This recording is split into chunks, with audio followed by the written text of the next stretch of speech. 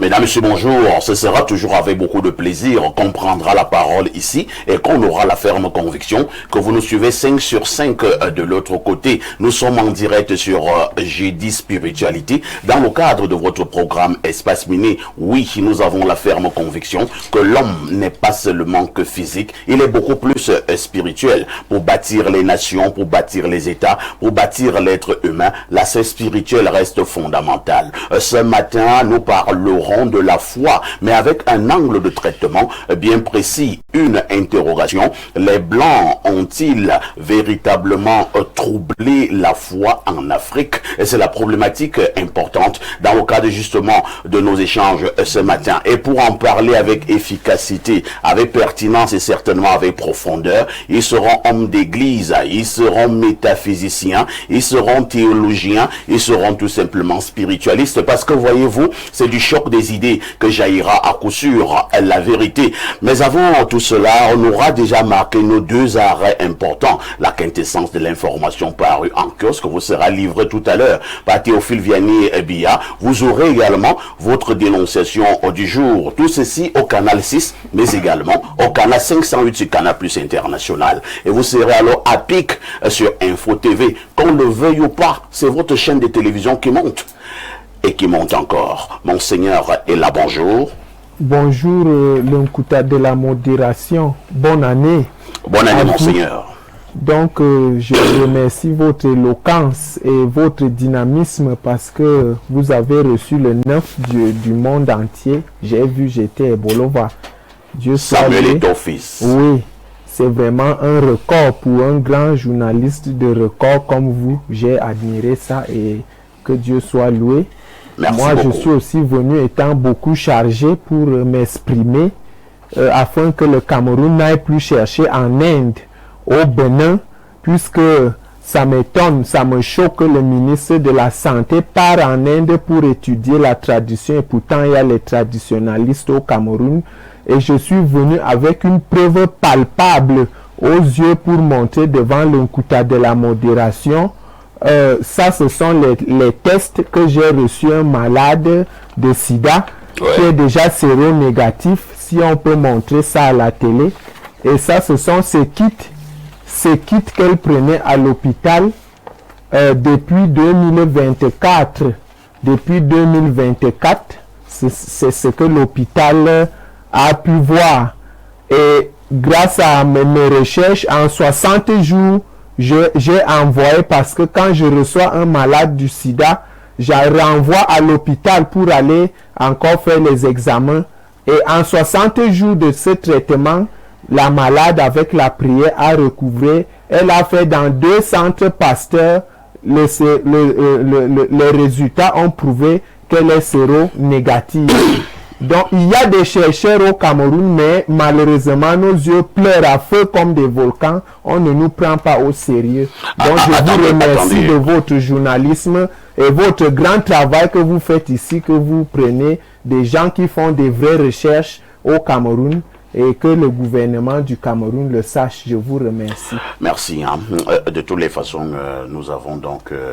ces résultats, parce que je les ai devant moi. Maintenant, par souci ça, ce sont les kits de confidentialité, nous n'allons pas donner le nom du kits, patient. Ça, ce sont les kits qu'elle prenait les médicaments depuis 2000. Elle a été séropositive depuis 2023. Vous parlez en français facile et la patiente souffrait du sida. Du sida, oui. Et vous dites que vous l'avez soignée maintenant. En 60 jours. Un autre résultat, elle a négative. Oui, dans 2 centres. Après 60 jours de traitement chez moi, elle est allée dans 2 centres. Le premier centre à Mongon, l'autre à Ebolova pour aller faire le test. Maintenant, elle est négative. Elle est négative dans les 2 centres. Vous voulez nous faire comprendre que vous soignez le sida, c'est ça? Je soigne, j'ai déjà fait trop de recherches parce que j'ai un grand laboratoire mystique au sud et un grand champ botanique. Que le Cameroun prenne compte de ses propres enfants qui travaillent chaque jour, que d'aller chercher en Inde. Ça m'a fait mal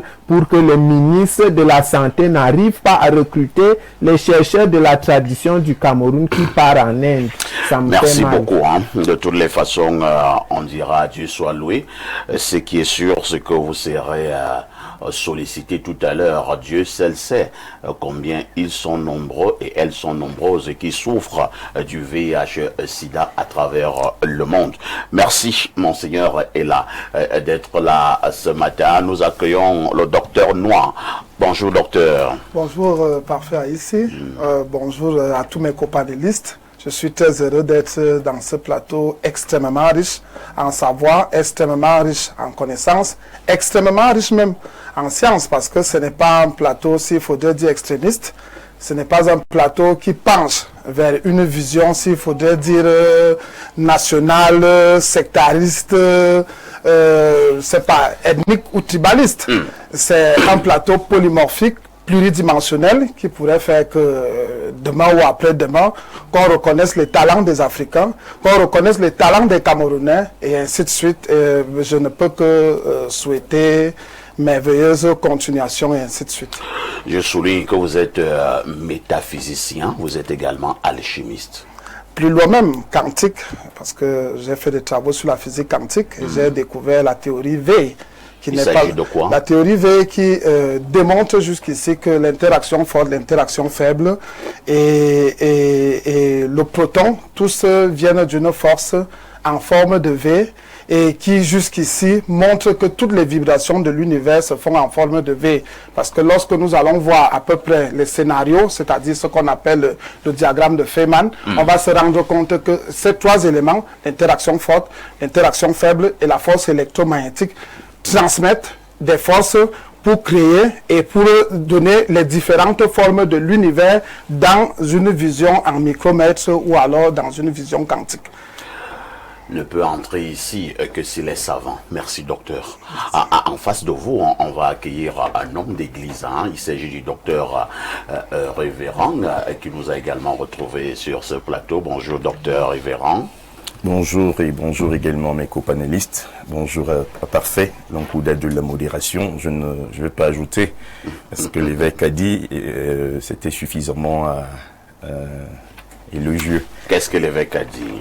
Parlons de votre entretien avec Samuel Eto'o-Fils, qui était un entretien très brillant. Non, c'est cet entretien-là, ça fait trop déjà loin. C'est pas bien que vous en parliez encore. Le problème, c'est que c'est pas donné, à dire que nous voyons... on a dit que c'était du pipeau. Bon, ce qu'il dit, c'est leur avis. En fait, les aigris ne peuvent que dire ce qu'ils... Ce sont des aigris. C'est pas moi qui ai dit, hein. Je dis les aigris n'ont qu'à dire ce qu'ils... C'est le docteur Eiffala qui n'ont qu'à dire gris. N'ont qu'à dire ce qu'ils... Il faut ajouter jaloux. Peut-être encore. Et sorcier. Donc, et c'est vrai parce que la désobéissance est pire que la sorcellerie, dont on peut ajouter la sorcellerie dessus. Donc en fait, je suis très heureux d'être sur ce plateau et je crois que l'émission sera assez alléchante. Surtout quand on a des métaphysiciens, quand on a Todd sur le plateau qui certainement sera plus objectif aujourd'hui et qui ne va pas se focaliser. Voilà, Todd qui prend une balle perdue. Non, qui ne va pas se focaliser simplement à... Faut pas corrompre Todd. Merci révérend docteur Eiffala. En face du révérend docteur, nous accueillons donc Todd. Todd, bonjour et surtout bonne année 2026. Makere Majang Aïs, ma connu une besse mine biva, ma connu une besse mina matan, mina bon newt, mina miss minasi, au tep à toutes les sœurs et à tous les frères de combat pour la Renaissance africaine. Merci Todd qui dit toujours qu'il est debout et tendu. C'est toujours le cas en 2026. Bien évidemment, Vous restez debout et tendu. C'est la preuve de santé. La preuve de santé. Voilà. Et c'est bien pour l'équilibre des femmes également d'avoir un monsieur qui est debout et tendu. Bien évidemment. En face de Todd, il est non seulement journaliste mais également théologien. Il nous accompagne tous les matins. C'est un invité permanent. Alain Dou, bonjour. Bien le bonjour, parfait. c'est un plaisir de te retrouver dans le cadre de ce jeudi spiritualité dans ta tenue traditionnelle d'Apara. Tu prends le commandement du plateau comme un Zomlo. Je salue mes Congo-discutants déjà installés, je salue nos millions de téléspectateurs à travers le monde. Mais rappelons que je ne suis pas Zomlo. Mais au moins tu es le Zomlo de la modération. Bon, peut-être dans la modération. Parce qu'il ne faut pas le faire dans l'amalgame. Je ne suis pas Zomlo. Il ne faut pas que les hommes se disent, mais perfecto. Il y a aussi Zomlo. J'espère que tu sais, parce que il y a tout un symbolisme qui accompagne ta tenue traditionnelle d'Apara. Quand vous lisez les historiens du monde antique, les érudits vous disent qu'en réalité on doit cette tradition du porc de ce qui s'apparente à une peau de panthère, voilà, avec ou peau de léopard, très loin en Mésopotamie, avec Nimrod, le premier nègre à avoir été un dominateur sur l'ensemble du monde de cette époque. Merci à l'Indouk d'être là ce matin. Dites-le aux autres que ça a déjà commencé. 10h, 11h52 sur Info TV. Qui dit mieux?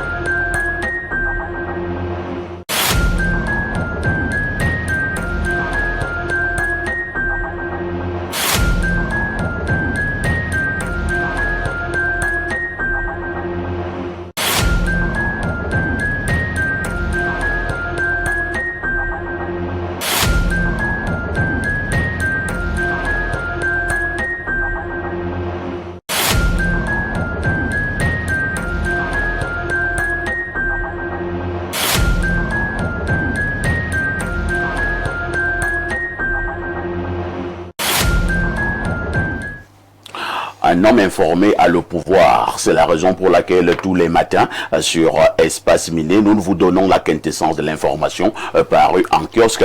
Théophile Vianney-Bia, bonjour. El Perfecto, bonjour. Je salue vos panélistes ce matin. Je salue également nos millions de téléspectateurs. Je ne manque pas de saluer très affectueusement les téléspectatrices. Coup de chapeau à votre tenue ce matin. Je dois avouer que votre styliste, ils ne sont pas nombreux qui font dans ce style de vêtements. Votre styliste a vu juste et je pense qu'aujourd'hui, vous avez une tenue particulière qui nous permet de retourner dans la tradition. Tout à fait. Il faut toujours célébrer la donne traditionnelle et même ancestrale. Bien sûr. Vous voyez, je suis en train de confectionner un style d'habillement, type africain. Oui. Je suis en train de confectionner cela. Si nous ne vantons pas nos traditions, si nous ne vantons pas notre génie sur le plan vestimentaire, et Dieu seul sait que nous en avons, bien sûr, vraiment nous resterons en arrière. Je ne vais pas simplement vanter la tradition Ekambeti. Oui. Voilà pourquoi je lance un appel à toutes les autres aires géographiques déjà du Cameroun et même d'Afrique, que vraiment contactez-moi si vous êtes Bamoun, si vous êtes Bamileke, si vous êtes du Grand Nord, si vous êtes Sawa. J'ai besoin de toutes ces tenues-là pour effectivement vanter cela. Lorsque nous irons TVB dans ce que les érudits appellent le grand rendez-vous du donner et du recevoir, le blanc viendra avec son costume cravate et parfois ici viendra aussi avec sa veste cravate. C'est pas ridicule? Il faudrait bien que parfois ici soit bien sûr dans une tenue qui démontre effectivement qu'il est africain.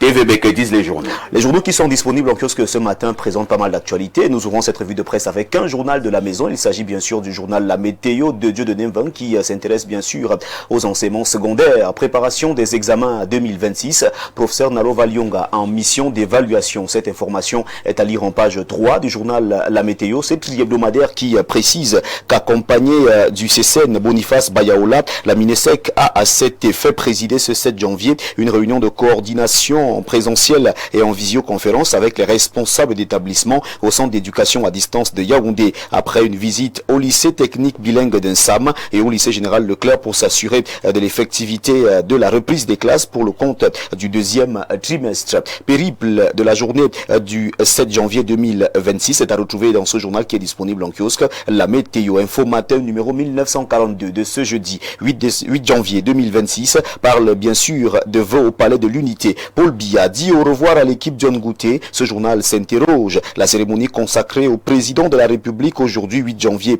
à Yaoundé par les membres du corps diplomatique et des corps constitués nationaux est un rituel qui intervient toutefois dans un contexte post-électoral particulier. Le chef de l'État, apprend-on de sources introduites, pourrait également et surtout saisir l'opportunité d'offrir l'ultime poignée de main à certains ministres et assimilés dans la perspective du nouveau gouvernement attendu dans les prochains jours. Nous restons au palais de l'Unité avec le journal Le Messager, le journal de Feu plus Ndiaoué qui parle de présentation des vœux, le dernier folklore, alors que les corps constitués présentent leurs vœux de nouvel an au chef de l'État Paul Biya ce jeudi. L'attente d'un remaniement ministériel annoncé le 31 décembre dernier donne à la cérémonie une portée politique inhabituelle. Cameroun Tribune reste également du côté du palais de l'Unité. Le journal à capitaux publics que gère Marie-Claire Nana titre en une, vœux 2026, Paul Biya ouvre le bal. Le président de la République reçoit ce jour les souhaits de bonne année des membres du corps diplomatique accrédités au Cameroun et des membres des corps constitués nationaux. À lire donc dans ce journal en page 2, l'intégralité du communiqué du cabinet civil et le programme de la double cérémonie. Mutation, on n'a pas loupé cette information et nous la livre au bas de une.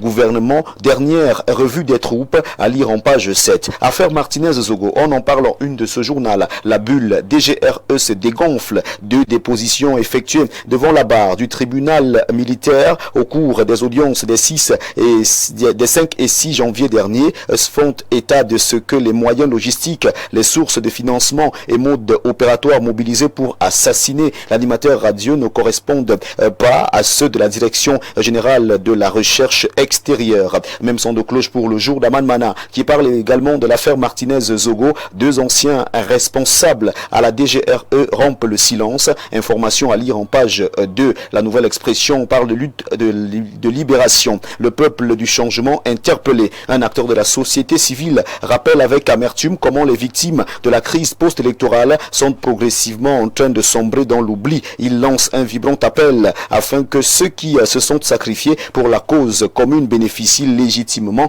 de la reconnaissance et du soutien permanent du peuple. Sans détour, parle de cette affaire détournement de paiement faux et usage de fausses spoliations. La Mahéture et son DG englué dans un scandale financier. Au cœur de l'arnaque, le paiement d'un montant de plus de 91 millions de francs CFA représentant le dernier décompte des marchés régulièrement livrés dans un compte bancaire différent de celui du prestataire français avec des complicités tissées au sein même de l'entreprise publique. Cette affaire est à retrouver ce matin au journal de Nestor Diatou. L'équation parle également des détournements de fonds publics à la Mahéture. Un Français abusé au Cameroun par son associé et le DG de la Mahéture. Cette information est traitée en une du journal de Richard Bondol, l'équation qui en parle ce matin. Nous refermons cette revue de presse avec Climat Social. Climat Social qui parle de la presse privée. La presse privée est étouffée d'après Climat Social. Le 4e pouvoir muselé au Cameroun. Que nous dit le journal de Mbok Matip?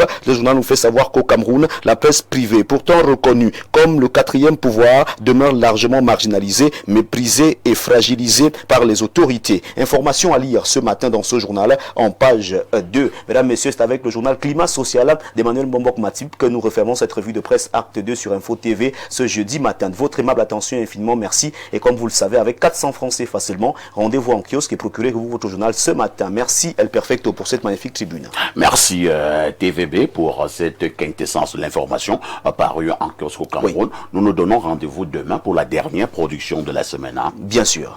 Mais en attendant, mettez toujours le Seigneur au centre de votre vie. C'est ce que je fais tous les jours. Et là, je vais rapidement au palais. Si par hasard vous rencontrez le président de la République là-bas, passez-lui de manière très humble nos salutations. Je ne manquerai pas. Oui. le Nomgi. Oui.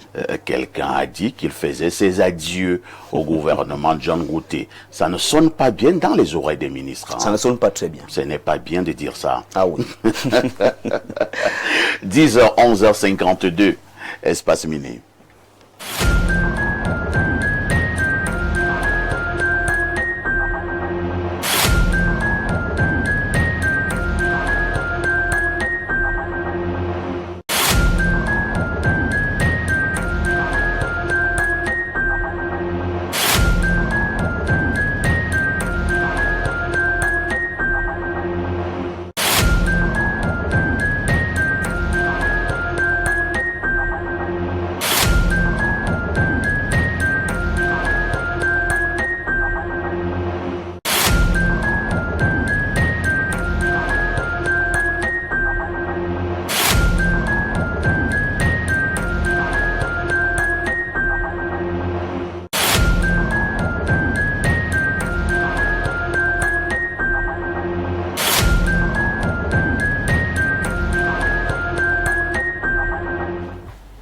Nous repassons la parole à Alain Douk ce matin, cette fois-ci pour la dénonciation du jour.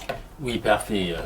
La dénonciation de ce jour va dans le même sillage qu'une dénonciation que nous avons faite précédemment ici, qui portait sur un investissement de la mutuelle des agents du Trésor.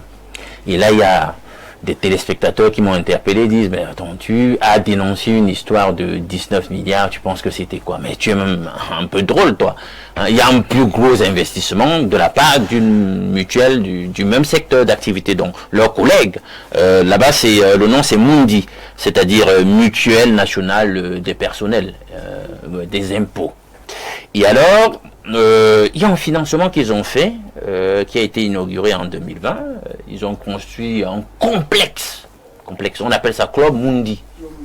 Alors, l'infrastructure en question, c'est 2 stades avec gazon naturel. Terrain de volley, terrain au pluriel, j'insiste. Donc, terrain de volley, basket, donc tennis, 2 piscines semi-olympiques et enfants, piste d'athlétisme, hôtel 3 étoiles, donc on parle de 56 chambres et 4 suites VIP. Donc j'ai fait ma petite enquête, j'ai essayé de chercher dans le web pour essayer de voir si je pouvais avoir un coût estimatif de la réalisation de cette infrastructure, et là rien ne fuite. Dans le web il n'y a rien.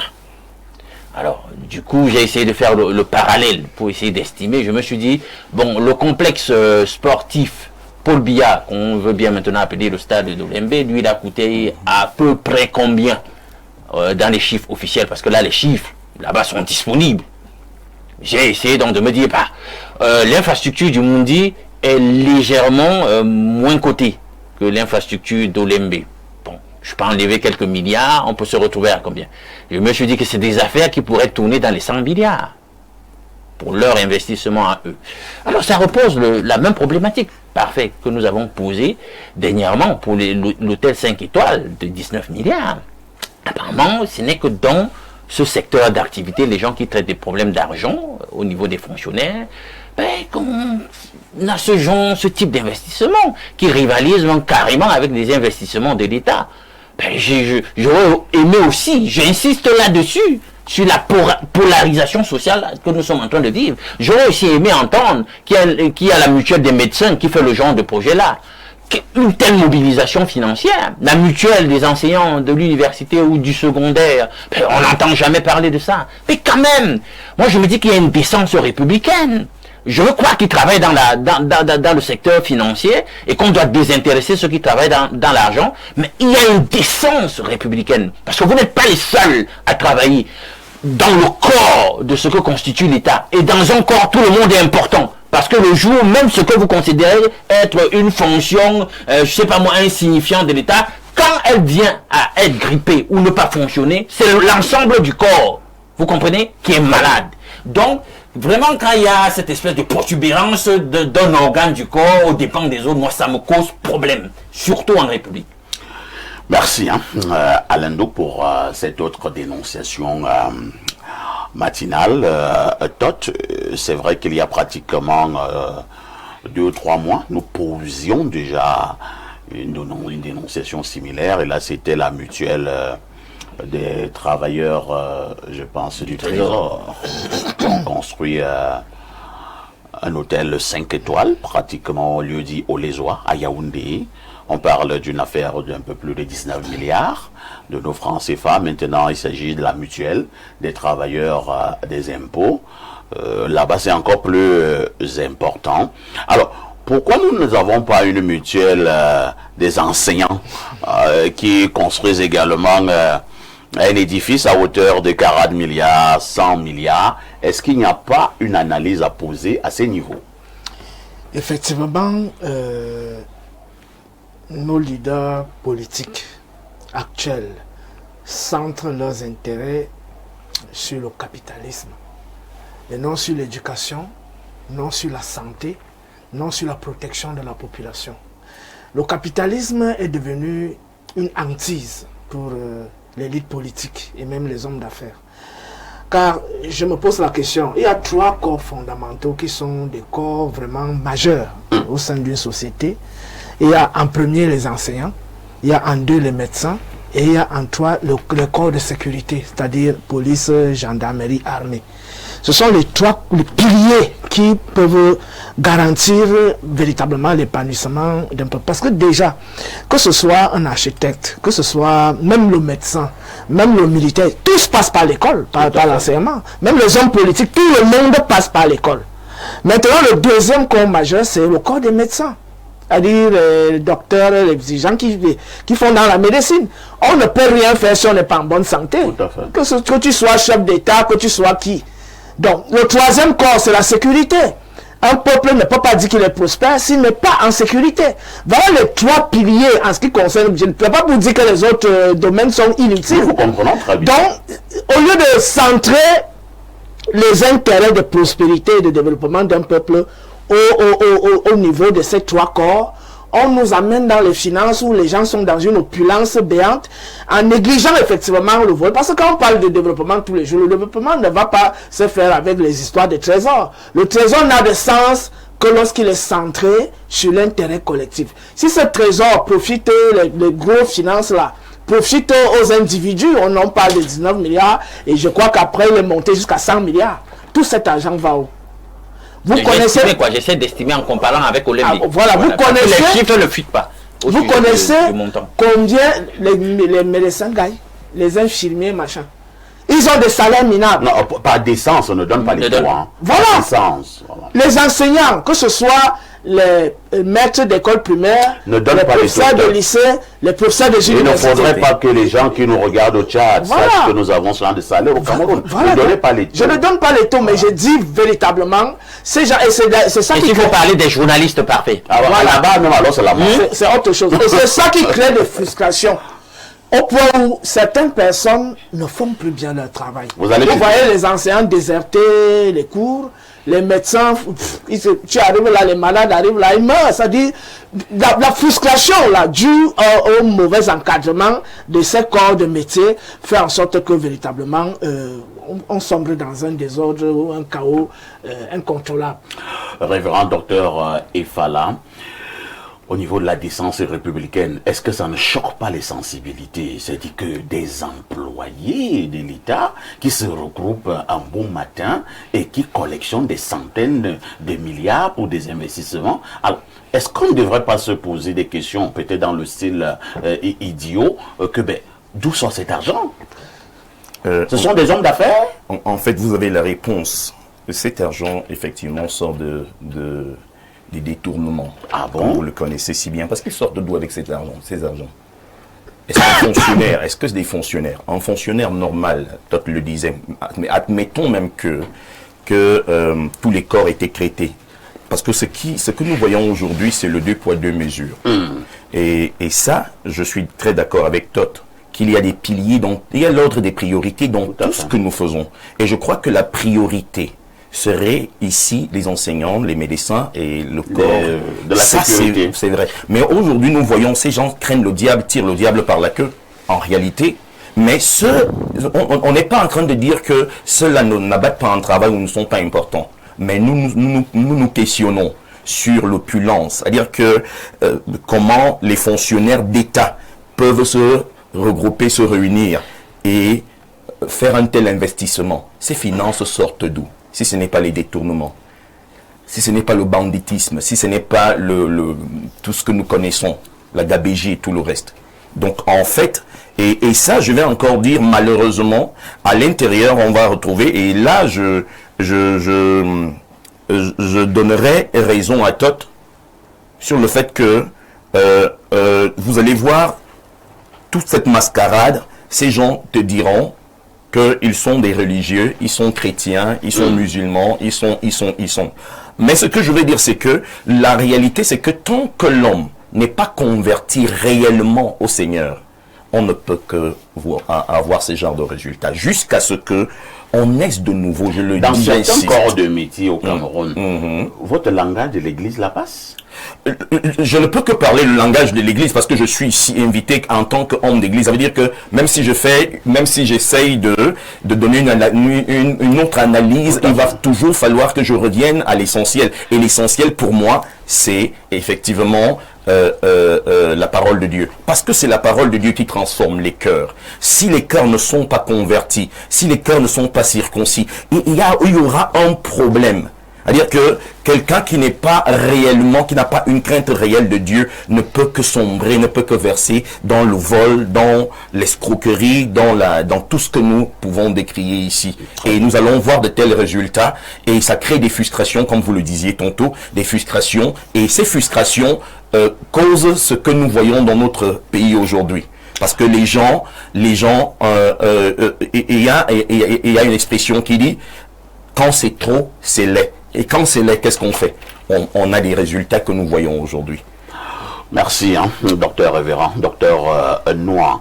Est-ce qu'il n'est pas temps, est-ce qu'il n'est pas grand temps que ces gens-là fassent quand même des sorties pour nous expliquer un tout petit peu d'où sort cet argent, pour que nous puissions avoir une certaine visibilité, une certaine traçabilité dans un pays pauvre et très endetté, que des employés de l'État se regroupent un beau matin et fassent des investissements à hauteur des milliards. Est-ce que ça ne choque pas les sensibilités? La première des choses même est d'abord, allons même un peu plus dans l'ontologie de la chose, c'est-à-dire la genèse même de la chose. Comment est-ce que le Camerounais définit la prospérité? C'est d'abord là la problématique. Il y a une vision analogique, similaire, comparative, qui est telle que aujourd'hui, la plus grande population, et ce qui est dit dans notre âge, dans notre période, on pose d'abord la question, tu as construit où? Tu as déjà acheté le terrain? Voilà comment on définit la prospérité au Cameroun. Est-ce que tu as déjà construit? Est-ce que tu as déjà le terrain? Est-ce que tes enfants ont déjà voyagé? Combien as-tu dans ton compte bancaire? La première problématique, s'il faudrait d'abord qu'on la pose, c'est d'abord au niveau de la pensée. La pensée camerounaise, la pensée de la gestion n'est pas régénérée, n'est pas renouvelée. Parce qu'aujourd'hui, on s'habitue à ce langage. Ce qu'il faut aujourd'hui que si demain je nomme mon frère, la première idée, ce n'est pas de donner de bonnes prestations au sein du service. La première idée qu'il a, c'est comment est-ce que je peux faire pour avoir des avantages en dehors de l'article 2. Parce qu'en dehors de l'article 2, ils définissent également l'article 2.1, 2.2, 2.3, entre guillemets, c'est-à-dire des avantages individuels. Alors que la réglementation ne reconnaît pas ces avantages. Alors que la réglementation, puisque moi-même je suis dans l'administration, je travaille avec les impôts. Parce que l'article 2 dit l'intéressé aura droit aux avantages de toute nature. Mais on ne lit pas souvent la fin. Voilà, on ne lit pas la fin. Aux avantages de toute nature reconnus par la réglementation en vigueur. Par la réglementation en vigueur. Ce qui fait donc aujourd'hui, lorsque quelqu'un a une position, un poste, il a un moyen de gestion, la première idée, c'est d'aller acheter le terrain, c'est de construire. Ils ne vont pas jusque-là. Il faudra aussi qu'il démontre ces prestations, s'il faudrait dire malhonnête, jusqu'à sa belle famille. Il se retrouvera en train de construire dans sa belle famille, peut-être même à ses petites et ainsi de suite. Maintenant, la question que tu poses, ça sera pour chuter. Elle est très bonne et c'est ce qu'il faudrait. Il faut une certaine transparence. Il faut une certaine transparence. C'est la raison pour laquelle nous, par exemple, aux impôts, nous avons mis le système de digitalisation pour que le contribuable lui-même puisse voir la schématisation de ses paiements. Que le contribuable lui-même puisse faire sa DSF. Que le contribuable lui-même puisse voir l'organigramme de tous les éléments auxquels il est assujetti. Vous êtes aux impôts? Oui, je travaille avec le centre. Cela signifie que vous faites partie de ceux qui viennent d'investir là. Bon, on n'est pas là pour entrer dans ces détails, mais c'est un détail important. C'est important, mais ce n'est pas ce que nous parlons aujourd'hui. Mais comment les employés des impôts font pour avoir autant de milliards? Non, c'est là où je vais en venir, c'est pour dire qu'en réalité, il faudrait une certaine transparence. Et nous avons tout fait pour établir cette transparence au niveau de la gestion. C'est-à-dire une gestion, s'il faudrait dire, à deux périphéries, qui concerne à la fois les agents émetteurs des impôts et le contribuable qui vient s'enregistrer aux impôts, afin que lui-même, il puisse voir... Non, vous ne répondez pas à ma préoccupation. Je ne peux pas entrer dans ces détails. Ah, d'accord. Je ne peux pas entrer dans ces détails. Obligation de réserve, c'est ça? Ah, d'accord. On aura compris. Donc, mais vous nous laissez sur notre fin. C'est pour dire, au niveau de cette transparence, elle est très bonne, parce qu'aujourd'hui, il faudrait qu'on remette dans les articles concernant la loi, et l'Assemblée nationale devrait le voter, la justification des biens. La transparence des biens. Aujourd'hui, on voit beaucoup d'immeubles, ainsi de suite, grandir, voler, ainsi de suite, en éclats, mais personne, tu ne connais pas d'où ça vient, d'où ça va. On ne va pas seulement regarder même sur une ligne, c'est presque sur toutes les lignes. Si on va au ministère des Travaux publics, si on va au ministère de la Santé, si on va ainsi de suite, parce que je vous ai dit, ce n'est pas une perspective administrative qui est le problème.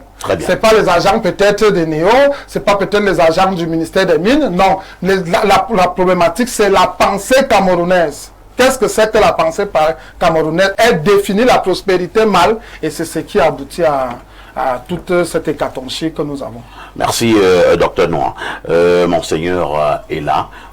Lorsque nous avons ces investissements venant de certains corps de métier au Cameroun, est-ce que nous ne devons pas nous dire qu'il faut tout faire pour que nos enfants puissent également travailler soit aux impôts, soit au trésor, bref, dans ces circuits où l'argent circule? Donc, ce qui dérange au Cameroun, il y a nullement l'argent dans n'importe quel ministère que vous pouvez entrer. C'est quand vous êtes dans le système que vous voyez l'argent du Cameroun. Et l'argent du Cameroun est mal géré par les gros bras du Cameroun, où ils font la surfacturation, non pas pour réaliser ce qui doit être réalisé. Ils vaut des gros budgets pour eux-mêmes, pas pour les Camerounais. C'est ce qui est énervant. On est dans un Cameroun où on entend les sommes. Et un Cameroun où on voit les maquettes tous les jours, mais on ne voit pas réellement là où ces sommes partent. Quelqu'un vote un budget de 40 milliards sur le terrain et son système va faire que lui-même il reste avec 20 milliards ou 25. Ah bon? Et c'est le reste qu'il y a sur le terrain. Donc il faut vraiment libérer les choses. Il faut la gouvernance d'un Cameroun pour les Camerounais et non pas pour un certain nombre d'individus. Le bas peuple souffre à cause de la surfacturation de nos dirigeants et qui ne permettent pas que le bas peuple sache ce qu'il doit vraiment, et même le quart de ce qu'ils doivent avoir.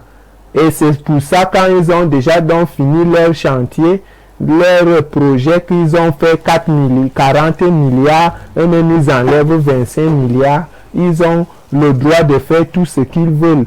Ouvrir même des grandes choses pour que les Camerounais s'abreuvent, ceux qui sont plus vulnérables. Impossible, c'est ce qui est alarmant. Très bien. Donc, nous voulons vraiment ce changement et qu'il y ait la transparence des choses dans chaque ministère et que chacun, même si malgré qu'il a mangé, qu'il pense aussi aux autres parce que c'est ce qu'on veut. Ouvrir des choses pour le Cameroun et non en Suisse et non au Bénin et non dans des autres pays. Ouvrir des grandes structures pour le Cameroun et qui vont embaucher des Camerounais que de garder cet argent dans des trous où les rats vont venir voler. et après ne rien faire avec. Merci. C'est le cri de cœur de Monseigneur Ella ce matin. Nous allons tout simplement dire aux uns et aux autres que nous avons des petits soucis avec notre traditionnel 663 ce matin. Je vous demande donc humblement de basculer avec l'aide de notre réalisateur au 691 13 18 52 691 13 18 52 pour vos messages et surtout vos messages WhatsApp. Alain Douc, que devons-nous faire face à ce genre de situation dans un pays pauvre et très endetté? Parfait, il se pose un problème de fond. Des gens veulent un régime de privilèges pour eux, sauf qu'en réalité, le régime en question est construit sur l'effort commun, l'effort de tous. Il faut déjà que les gens comprennent ça. Lorsque vous êtes aux impôts, je vais un peu faire philosopher sur le sujet. Ben, techniquement, votre travail c'est quoi? Ben, c'est prélever, c'est ça l'impôt. Vous prélevez. Tu penses que tu veux un régime de privilèges pour le simple fait que tu ne crées même pas en tant que tête de la richesse, tu prélèves la richesse que les autres créent. Mais tu veux un régime de privilèges pour ça. Ok, on vous le concède. Pourquoi? Parce qu'ils disent, et c'est un peu la règle, la donne un tout petit peu partout dans le monde, on dit ceux qui travaillent dans l'argent, non, il faut les désintéresser parce que bon, l'argent c'est tentant. Ben, en réalité, dans cette disposition, on voit donc toute la diablerie intrinsèque et inhérente à l'entité qu'on appelle l'argent. Donc, vous managez la chose publique, l'argent de tous, et on vous concède sur ce fait-là un régime de privilèges où vous venez finalement par supplanter tout le monde. Ceux qui créent, plus que vous, d'ailleurs. Philosophiquement, il y a un problème. Bon, concédons-leur cela. Puisque nous sommes à jeudi spiritualité, je vais un tout petit peu spiritualiser. Il y a une disposition paulinienne dans la Bible. Et là, ça permet de régler le problème. Quand Paul parle de l'Église en tant que corps, la logique de corps, ben, on sait que le cerveau, c'est capital pour le corps. Pas de cerveau, il n'y a rien. C'est d'ailleurs où est administré l'ensemble des systèmes biochimiques, des commandes d'informations, les influx nerveux sont commandés même à partir du cerveau, les processus biochimiques de création hormonale, tout est régenté parce que tout part du cerveau. Mais attends, ça ne veut pas dire que parce que le cerveau est important, si vous n'avez pas votre poumon, vous êtes en santé. Mais non. Et d'ailleurs, le corps souffre du seul fait même que l'œil qui permet de voir ne soit pas là. Donc, pour qu'on ait effectivement une harmonie de corps, chacun, même dans ce que vous jugez être une petite fonction, doit être rétribué et avoir un minimum de vie décent. Or là, je fustige cette polarisation qui nous mène à une oligarchie. C'est-à-dire qu'il y a un océan de misère à 80%, il y a un petit îlot d'extravagance, d'opulence qui contraste comment dirais-je, dramatiquement avec la réalité qui est la plus prégnante en termes de propension autour de vous. Ça cause problème, parfait. Un problème même, à mon sens, d'ordre éthique. Donc il faut revoir cela. On peut accorder des privilèges et il faut équilibrer. Très bien. Je ne vois pas comment on doit aller procéder à une concentration de privilèges au niveau d'un corps de métier, tout en essorant les autres de tout ce qui pourrait bénéficier, et encore que là-bas, eux, ils manquent même du minimum. Quand les enseignants entendent ça, ils se sentent comment? Quand les autres corps de métier entendent ça, est-ce qu'ils peuvent une telle mobilisation financière? Merci, Alain Douc. J'insiste donc qu'il faut basculer pour vos messages WhatsApp et autres au 691 13 18 52. Et je commence par lire ces nombreuses contributions. Bonne et heureuse année au Samuel Eto'o de la modération. S'il te plaît, parfait. J'aimerais avoir le numéro de Monseigneur Ella. appelez-moi après l'émission. Hein. Un autre message ce jour que dit ce téléspectateur. Alors, bon, ce message n'a rien à voir hein, avec notre émission. Je prends cette autre contribution. Bonjour. Merci d'avoir pris en compte ma plainte. Merci de parler de la Mundi. Le complexe de Ntoum est bâti sur 24 hectares. L'hôtel, c'est 4 étoiles et les retraités sont ignorés. Moi, je n'ai rien après 20 ans de service et malgré les requêtes d'appel à l'aide aux directeurs généraux des impôts, Mopa qui a construit ce complexe et son successeur Meillon. Aucune pitié ni même réponse aux requêtes. C'est Modo Marcel qui envoie ce message. C'est pas tous les personnels, c'est le directeur général en personne avec tous ces... Bon, je ne vais pas lire la suite. Hein. Un autre message ce matin. Bonjour parfait et à votre panel. En ce qui concerne la dénonciation, c'est la conséquence de l'abandon de nos coutumes comme le rite du Zok chez les Bakoko pour le Haïdou Sosouer.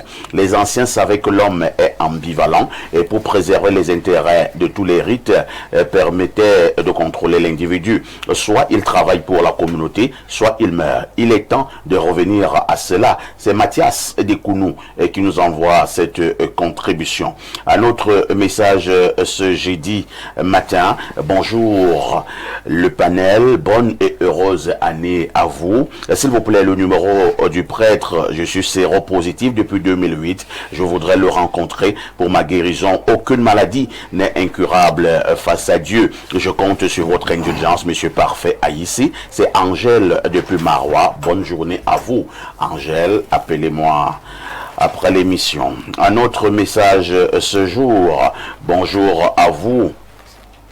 Grand Parfait Haïssi, c'est le président de votre fan club, le prophète Mbida Gédéon, depuis Tinga Village. Mes salutations les plus distinguées, que Dieu vous bénisse et bénisse tous ceux qui sont avec vous sur le plateau au nom de Jésus. Mes civilités, révérend docteur, et moi de dire Amen. Un autre message ce matin que dit ce téléspectateur. Je prends rapidement celui-ci. Alors, bonjour. Bonjour et bonne année à tous. Alain Douk débloque-moi. La rancune n'est pas bien en début d'année. Bonne journée. C'est Liliane Ngan qui envoie ce message. Alain Douk, tu as un problème avec Liliane? Est-ce que tu peux débloquer Liliane? Bon, puisqu'elle le démarche, je présume que c'est ta petite cousine. Oui, certainement.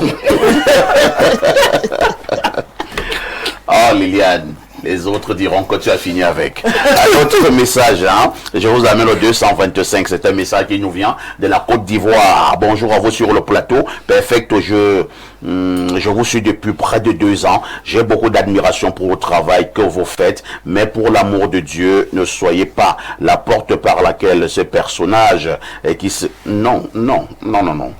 Vraiment, ayez du respect pour mes panélistes. Hein? Vous pouvez critiquer, mais sans tomber dans la villageoisie, sans tomber dans la barbarie, dans la sauvagerie. Ici, ce sont les idées. Si c'est un problème d'homme, je ne lis pas. La preuve en est que je suis en train de sauter. Un autre message. Bonjour Espace Miné. Juste pour dire que le Cameroun a besoin d'une révision en ce qui concerne la justice sociale. Un autre message ce matin. Bonjour au panel. En fait, mon frère Alain, j'ai pitié de toi. Vas-y voir le chiffre d'affaires de la mutuelle du personnel des ADC SNH à Bimte. C'est Ado depuis à Banque qui envoie ce message. On va sortir sur eux aussi. Est-ce que c'est un problème? Bonjour à tous, à tout le panel. Cela est dû au désir personnel de certains leaders politiques et ces juristes depuis Douala. Que Dieu vous bénisse, parfait. Et moi de dire Amen. Un autre message, bonjour parfait, parlant de la dénonciation, je ne crois pas que ce problème d'opulence ostentatoire n'est pas lié au corps de métier, mais à l'adhésion au cercle de mystère. Ce sont des coteries sectaires qui détruisent le pays. Les gens se partagent le pays par coteries. Ah là, je n'en sais rien. Il faudrait peut-être nous apporter un peu plus d'éléments. Allons au plus 33. C'est un message qui nous vient de la France. Salut les beaux garçons. Quant à la dénonciation, elle n'est pas nouvelle. Notre pays a un problème spirituel. Et bizarrement, avec autant de prophètes et apôtres de Dieu et qui écument les plateaux, mais ne peuvent nous soulager de cette malédiction. Vous êtes accusé là, hein, cher homme d'église. C'est très sérieux. Un autre message ce matin. Bonjour, bonne et heureuse année à toi parfait Haïti. Je suis fâché de toi parce que tu refuses de me donner le numéro de l'évêque. C'est Merline Manga depuis Soie. Les femmes ont décidé de régler leurs problèmes en direct ce matin. Bon, Merline de Soie, essayez de m'appeler après l'émission et je vais vous donner le numéro de l'évêque. Un autre message, bonjour parfait et à ton panel et bonne et heureuse année nouvelle. J'interviens pour la dénonciation, juste pour dire que c'est indécent et révoltant lorsqu'on connaît le traitement des autres corps de métier. Et j'aimerais également que vous puissiez parler des disparités de traitement au sein des mêmes corps de métier. Imaginez que certains médecins ou autres personnels effectuent le même travail pour des salaires différents. Tout est à revoir en profondeur. C'est Martial depuis Messassi. Bonne journée. Un autre message ce matin. Bonjour monsieur Haïti. Faites-y un tour. C'est vraiment waouh. Mundi complexe. Les lions indomptables séjournent souvent. C'est un gros investissement. Un autre message ce jour. Bonjour. L'écharpe rouge de la modération. Incroyable. Un autre message ce matin. Lisons peut-être 2 ou 3 dernières contributions, hein, parce que nous sommes assaillis. Parfait, bonjour. Le problème est d'abord pédagogique. On devrait enseigner aux gens que dans une société, il y a des gens qui participent directement à la production et la richesse, ceux qui la collectent et ceux qui la redistribuent. C'est qui créent dans tous les pays du monde sont choyés et les plus privilégiés, sauf au Cameroun. Mais tôt ou tard, on va récupérer notre argent. C'est David Etamé qui envoie cette contribution. Un autre message. Bonjour au panel. Je suis M. Ndongo Akribi, très intéressé par le sujet de votre plateau ce jour. Je pense qu'on peut freiner les détournements en commençant par la législation. Les parlementaires doivent d'abord avoir un bon niveau d'études afin d'être capables de comprendre les projets de loi soumis à leur examen. C'est le Parlement qui est capable de mettre en place des lois propres à empêcher toute cette gabegie. En plus, il faut une réelle séparation des pouvoirs de l'État parce que jusque-là, c'est l'exécutif qui est sur tous les fronts. Bonne journée. On va aussi sortir sur nos parlementaires, là, hein, la représentation, parce qu'eux-mêmes, ils ont un terrible régime de privilèges. Il y a un document qui a circulé il y a quelque temps. On voit les privilèges de ces gens. C'est terrible, quoi. Et il y a quelqu'un qui me dit ici, et parce que j'ai un appareil dernière génération, je constate que c'est une fille. Voici ce qu'elle dit. Bonjour, perfecto, bonne année à tout le panel. J'adore ta tenue. Si ce n'est que la tenue, il n'y a pas de problème. À tout de suite pour la suite.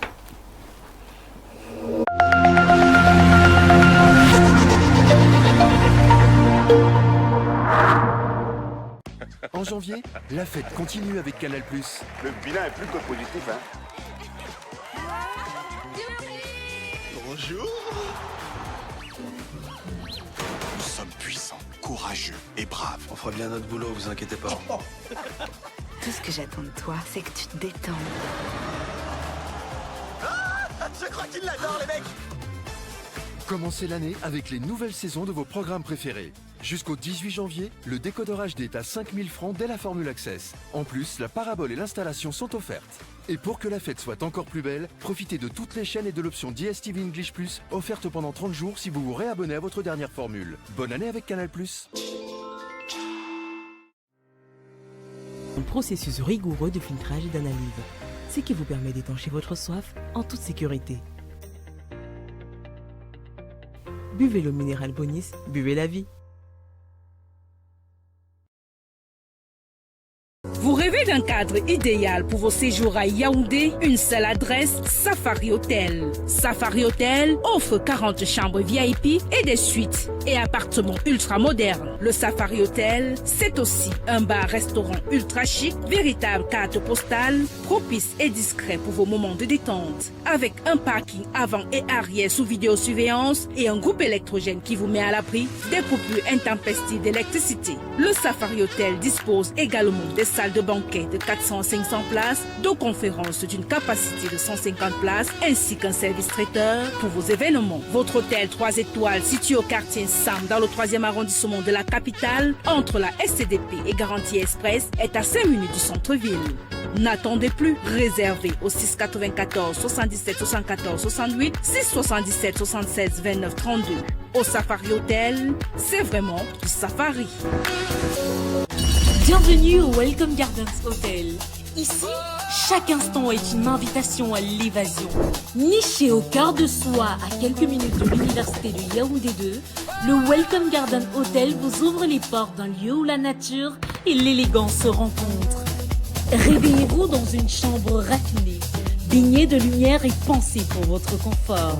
Promenez-vous dans nos allées verdoyantes et plongez dans notre piscine géante à 2 bassins. Côté affaires, nos salles modernes de séminaires et de réunions offrent bien plus qu'un cadre de travail. Elles stimulent vos idées et subliment vos rencontres professionnelles. Côté célébration, nos somptueuses salles de mariage et de réception transforment vos moments précieux en souvenirs éternels. Côté bien-être, laissez-vous choyer dans notre institut de beauté. Évacuez le stress dans notre salle de sport, puis détendez-vous au sport bar autour d'un cocktail, d'un tournoi de billard ou d'une soirée after work. Chaque détail du Welcome Garden Hotel respire hospitalité et raffinement. Ici, tout est pensé pour que vous vous sentiez ailleurs, mais mieux que partout ailleurs. Welcome Garden Hotel, votre jardin secret. Contact 694 34 21 33 676 73 59.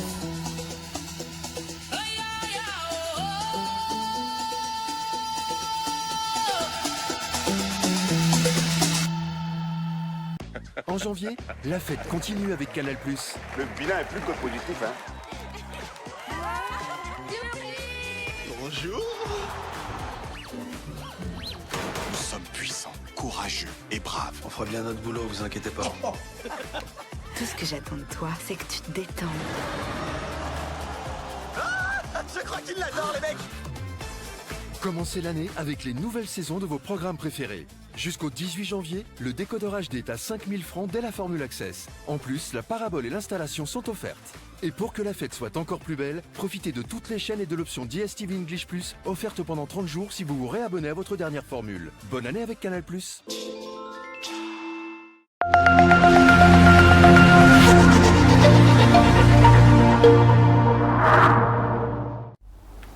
Rosine, bonjour. Bonjour, parfait. Et c'est une bonne et heureuse année 2026. Hein? Merci, je te retourne le Vous êtes très souhait. reluisante pour cette nouvelle année. Merci. Je vous renvoie le commentaire. Votre tenue est magnifique. Ah bon? Oui, très magnifique. Merci beaucoup. Hein? Alors, quand nous recevons Rosine, cela signifie que nous devons y avoir des informations sur Canal Plus International. Alors, qu'est-ce que Canal Plus nous réserve en ce début d'année?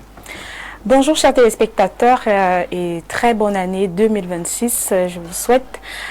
Il faut dire que du côté des Canal+, ce mois de janvier s'annonce très mouvementé et très animé. C'est la raison pour laquelle nous venons vous présenter deux offres exceptionnelles. Alors, déjà, d'une part, pour ceux qui sont déjà abonnés et de l'autre part, pour ceux qui ne le sont pas encore. Pour ceux qui ne sont pas encore abonnés Canal+, sachez qu'en ce mois de janvier, vous avez la possibilité d'avoir le décodeur à 5000 francs CFA à partir de la formule Access de 5000 francs. Je dis bien 5000 francs CFA à partir de la formule Access de 5000 francs. Donc, avec un ticket d'entrée de 10 000 francs, vous devenez aujourd'hui même abonné Canal+. Et la meilleure, c'est que l'installation est offerte. Et pour tous ceux-là qui sont déjà abonnés, vous avez 30 jours offerts à tout canal, inclus l'option DSTV. Il faut dire que l'option DSTV, c'est l'option qui vous permet d'avoir les chaînes en anglais. Merci, Rosine. Alors, Rosine, qu'est-ce qu'on aura en programmation une fois qu'on s'abonne ou alors on se réabonne? Voilà, comme je le disais déjà un peu plus haut, ce mois s'annonce très mouvementé. Vous avez en programmation déjà tous les matchs de la CAN. Vous avez la possibilité de suivre tous les matchs de la CAN sur notre chaîne Canal Plus CAN. Vous avez donc en effet la grande finale de cette CAN qui se tiendra le 18 janvier. Vous avez Mais en attendant, nous n'allons pas rater le grand match, la grande explication des fauves, demain à partir de 20h. Effectivement, Cameroun-Maroc, sur Canal+. Merci, parfait. Alors, je vais continuer avec la programmation, cette programmation qui est d'ailleurs très alléchante. Vous avez le coup d'envoi aussi de la Ligue des Champions d'ici là le 20 janvier 2026. En cinéma, retrouvez votre magnifique série. C'est une nouvelle saison. La série s'intitule Crédule. C'est une série sénégalaise. Vous avez la possibilité de la retrouver de lundi à vendredi dès qu'il est 17h sur A+. Retrouvez aussi votre création originale Vlika sur Canal Plus Magic tous les jeudis à 20h30. Et pour terminer, votre divertissement préféré revient sur Canal Plus Pop. Qui veut épouser mon fils? Je vous invite à rester scotché dès le 24 janvier sur Canal Plus Pop. On peut bien constater que les abonnés sont tout simplement gâtés avec une programmation très alléchante. Tout à fait. Alors, comment faire pour se réabonner? Pour se réabonner, c'est simple. Pour ceux-là qui nous suivent déjà, vous savez que pour se réabonner sur Canal+, vous avez la possibilité de le faire à travers Orange Money. Je m'en vais vous donner le code Jazz 150 étoile 411 Jazz. Jazz 150 étoile 411 Jazz. Vous avez aussi la possibilité de vous réabonner à travers MTN Mobile Money. Le code étoile 126 étoile 126 Jazz. Étoile 126 Jazz. Vous avez aussi nos stores sur l'étendue du territoire. Vous avez nos distributeurs agréés. Et voilà, vous avez la page Canal Plus Cameroun où de nombreuses surprises vous y attendent. Rosine. Parfait. Info TV et Espace Miné vous disent merci. C'est Canal Plus qui vous remercie. 10h, 11h52. À tout de suite pour la suite.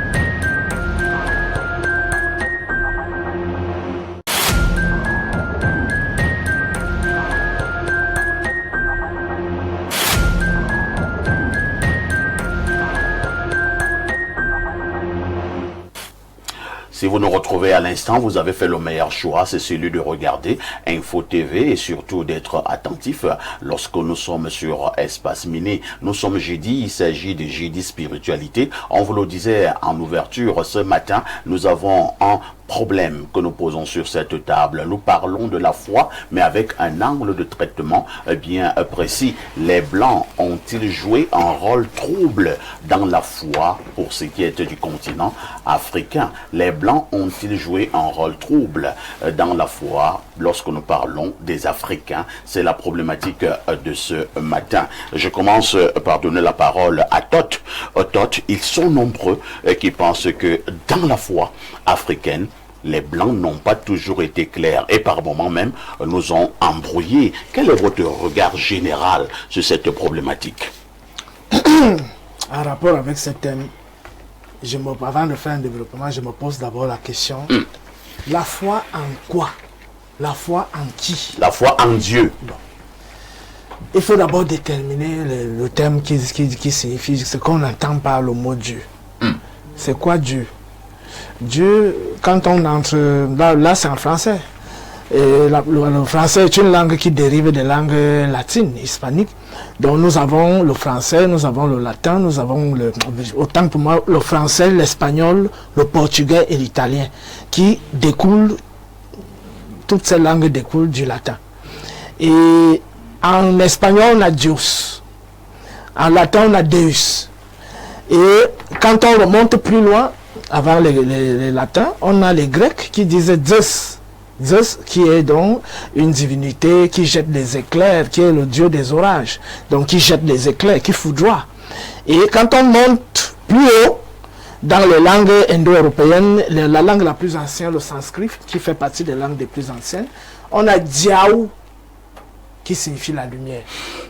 Donc, Dieu, le mot Dieu là, ça veut dire la lumière. Or, on sait que la lumière est devenue.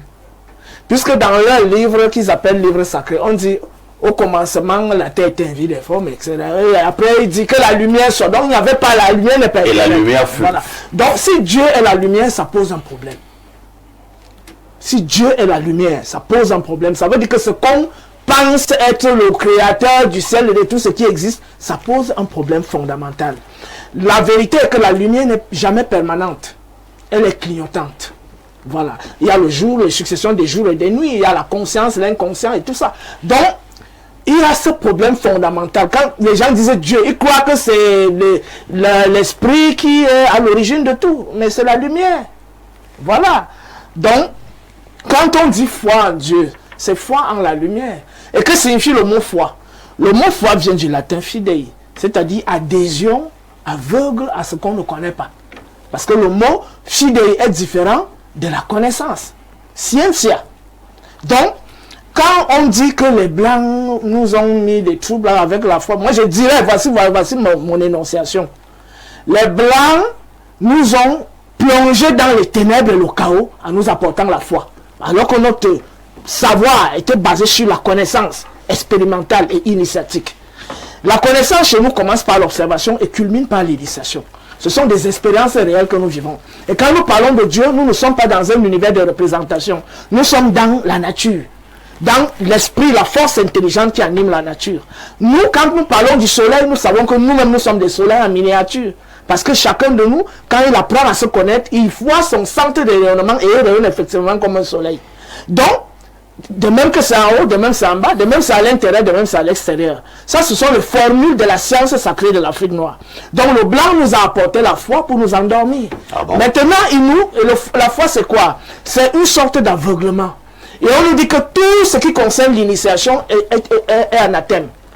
Alors, Todd, si moi je crois en Dieu, j'ai foi en Dieu, c'est une manière de m'endormir. Tu as foi en quoi? Tu connais Dieu? Parce qu'il faut avoir foi. Est-ce que Dieu n'existe pas? Il faut faire la différence entre être et exister. Parce que nous employons les terminologies tous les jours. Vous êtes en train de nous embrouiller, hein? Non, je n'embrouille pas. Je suis technicien dans ce domaine. Il y a une différence entre être et exister. Exister, c'est être palpable, visible, sensible. J'existe, tu existes, cette table existe, Info TV existe. Existe. Ex, ça veut dire sortir de l'être pour se manifester. C'est ce que exister signifie. Maintenant, l'être, c'est donc cette force intelligente qu'on ne peut pas palper, qu'on ne peut pas représenter, qu'on ne peut pas symboliser, mais qui échappe à toute mesure et à toute quantification. C'est ça l'être. Donc, Dieu, s'il est, il est en tant que l'inapparent et le non représentable. S'il existe, il existe en tant que tout ce qui est vivant qui existe dans la nature. C'est-à-dire tout ce qui existe est l'ensemble de toutes ces manifestations. Alors Dieu est en tant que un et existe en tant que multiple. Donc, je conclue donc en disant que ils nous ont apporté la foi, c'est-à-dire l'aveuglement, c'est-à-dire la non-connaissance, l'ignorance. Ils nous ont, pour nous, coupé de l'expérience multimillénaire que nous avons toujours eue avec nos aïeux, laquelle expérience a permis à notre peuple d'être mieux structuré, mieux organisé et à bâtir des civilisations. Merci. Révérend docteur Efala. Avez-vous pigé quelque chose dans le langage de Todd? Je vais être plus précis, quelque part, Todd éclairant. Les Blancs nous ont amené cette affaire de foi pour nous endormir. Oui, c'est son avis. C'est son avis et honnêtement, je n'ai pas pigé grand-chose dans ce que Todd est en train de dire. Déjà qu'il nous a amené dans un, je ne sais pas, moi je dis c'est à la limite même des discours, c'est-à-dire qu'on a des mots, on est dans une succession de définitions de mots qui ne nous servent pas à grand-chose.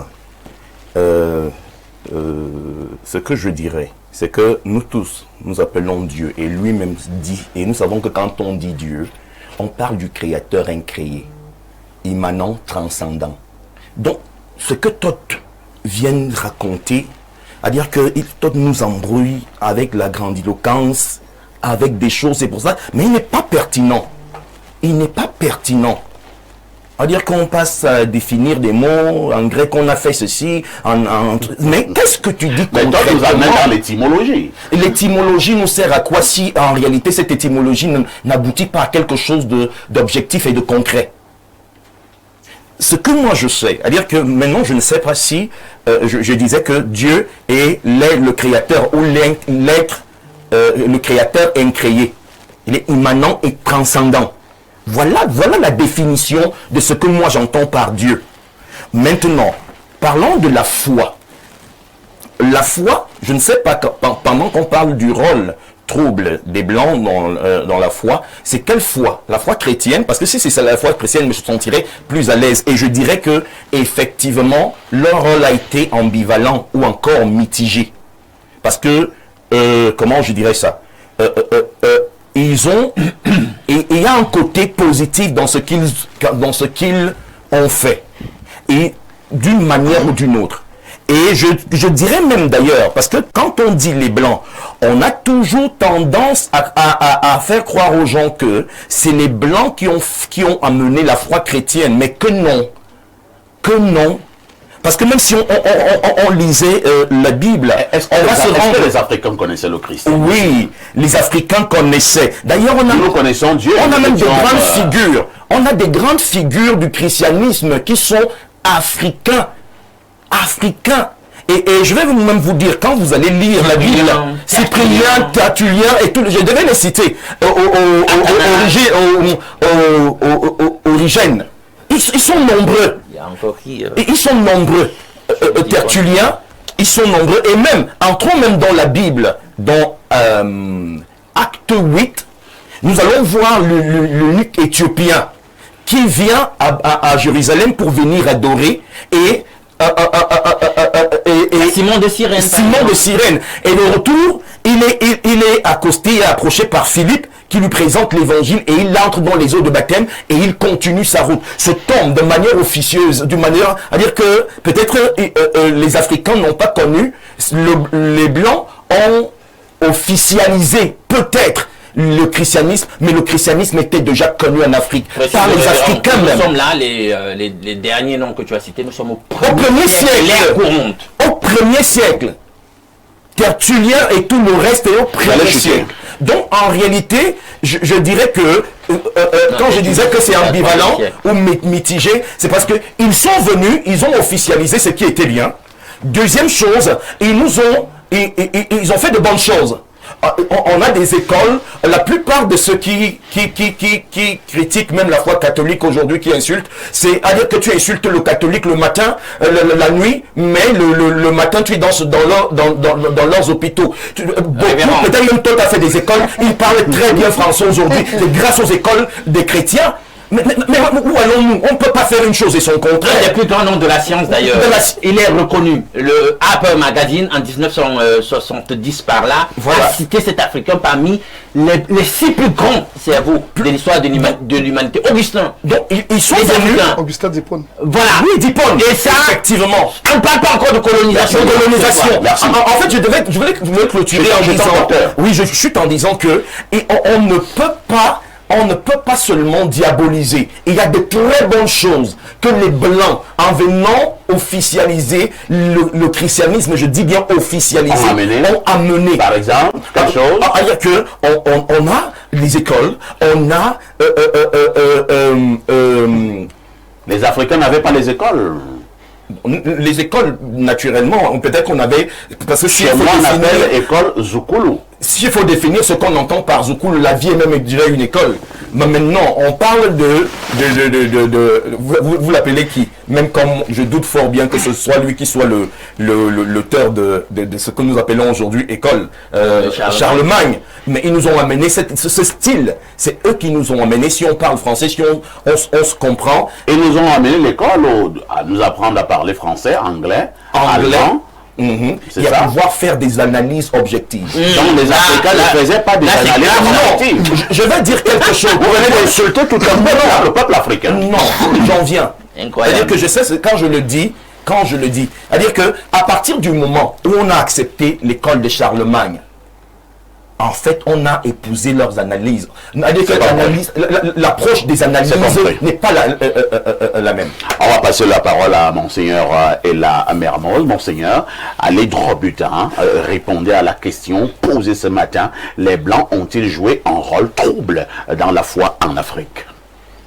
Les Blancs ont posé vraiment de très grands rôles troubles dans la foi africaine, puisque la majeure partie des pasteurs qui venaient en Afrique, ce n'étaient pas des pasteurs, c'était des gens, des missionnaires qu'on envoyait pour faire la carte d'Afrique et pour se partager le gâteau d'Afrique.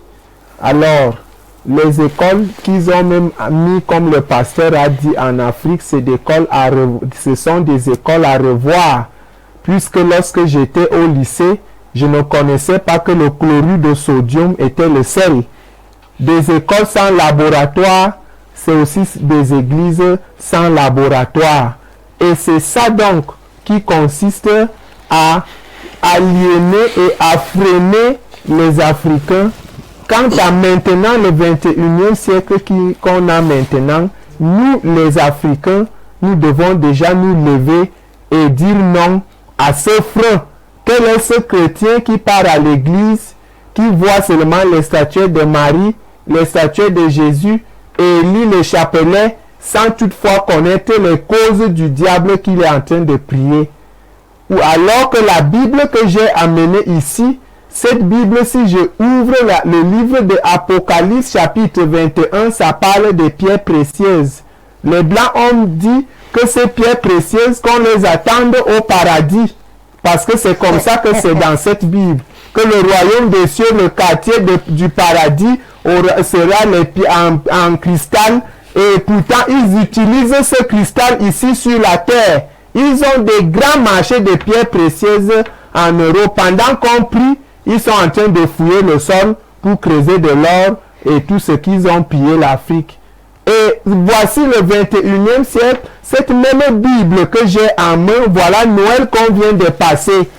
Il y a beaucoup de chrétiens protestants et même des catholiques qui parlent de la naissance de Jésus-Christ, qu'on a offert la myrrhe.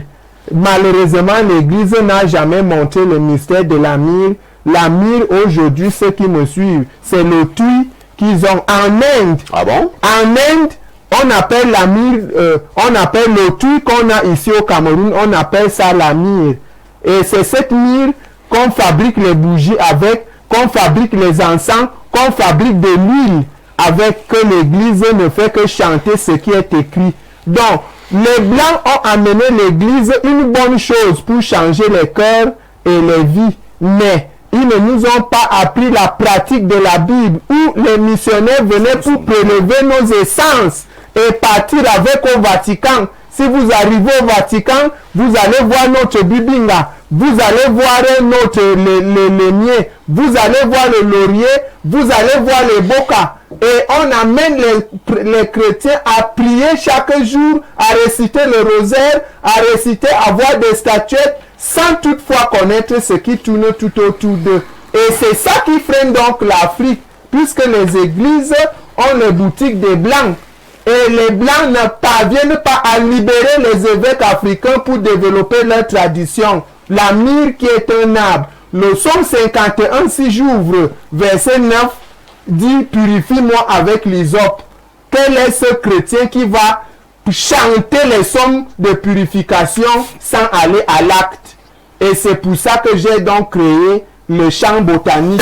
Puisque je me suis rendu compte que les versets bibliques qui dévoilent, puisque la Bible est un livre initiatique, qui nous dévoile beaucoup de secrets gnostiques, et le Blanc a mis ces choses que ça vient on attend ça pour le ciel, pendant que eux ils sont en train d'utiliser ça sur cette terre.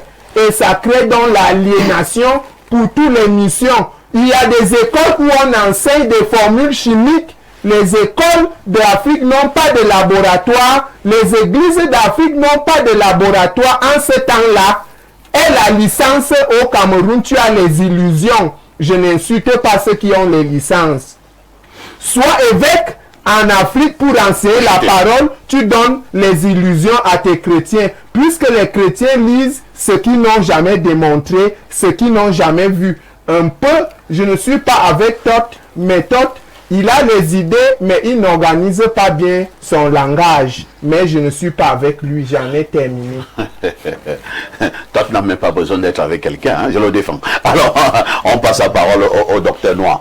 Docteur, lorsque nous parlons de cette foi, elle est essentielle hein, pour les hommes d'église, pour les hommes de Dieu. Nous sommes au niveau du continent noir. Il y a un vieux débat qui fait comprendre que c'est le blanc qui est venu apprendre au noir qui était Dieu. C'est le blanc qui a fait amener le christianisme. Mais maintenant, que ce soit le révérend Efaro bien Alain Douc, il pense que non, ce n'est pas tout à fait vrai. Mais avez-vous l'impression que le blanc a troublé la foi de l'homme noir?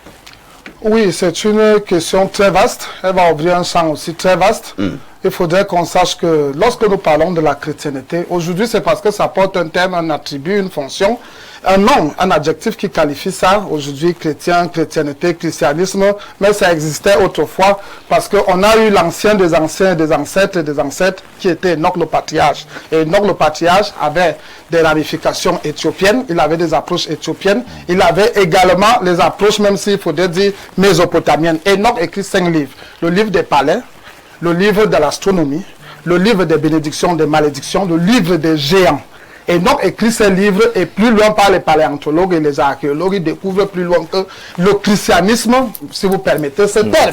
La chrétienté existait déjà depuis. Quand tu lis Enoch à la page 19, au paragraphe 5 à 21, il parle de la venue de Christ. Quand tu lis Enoch dans le livre des palais, et lorsqu'il te parle de la transcendance qu'il a eu à faire du 3e jusqu'au 7e ciel, il te parle de la venue de Christ. Et il a commencé à hiéroglypher ça et à symboliser ça par certaines œuvres et montrer comment la venue de Christ devait venir déjà d'abord sur le plan sidéral, c'est-à-dire céleste, c'est-à-dire avec l'étoile qui devait le représenter, que les astrologues ont découvert plus loin, qu'on appelle l'étoile Alpha Tauri, qui est un sceptre royal. Et plus loin maintenant, on va remarquer que sur le plan, même s'il faudrait dire de l'enseignement, il montre les 3 venues de Christ, parce que beaucoup de chrétiens ne savent pas que Christ a 3 venues, parce qu'il est parfait en 3. Il a fait 3 jours dans la tombe, il a prêché pendant 3 ans, il était sur le croix avec 3 personnes. Et il est mort à 33 ans. 33 ans, il va jusqu'à dire à Pierre qu'avant que le corps ne chante, tu vas me renier 3 fois. Est-ce que nous sommes d'accord? Donc 3 est son chiffre. C'est la raison donc pour laquelle les gens ne comprennent pas que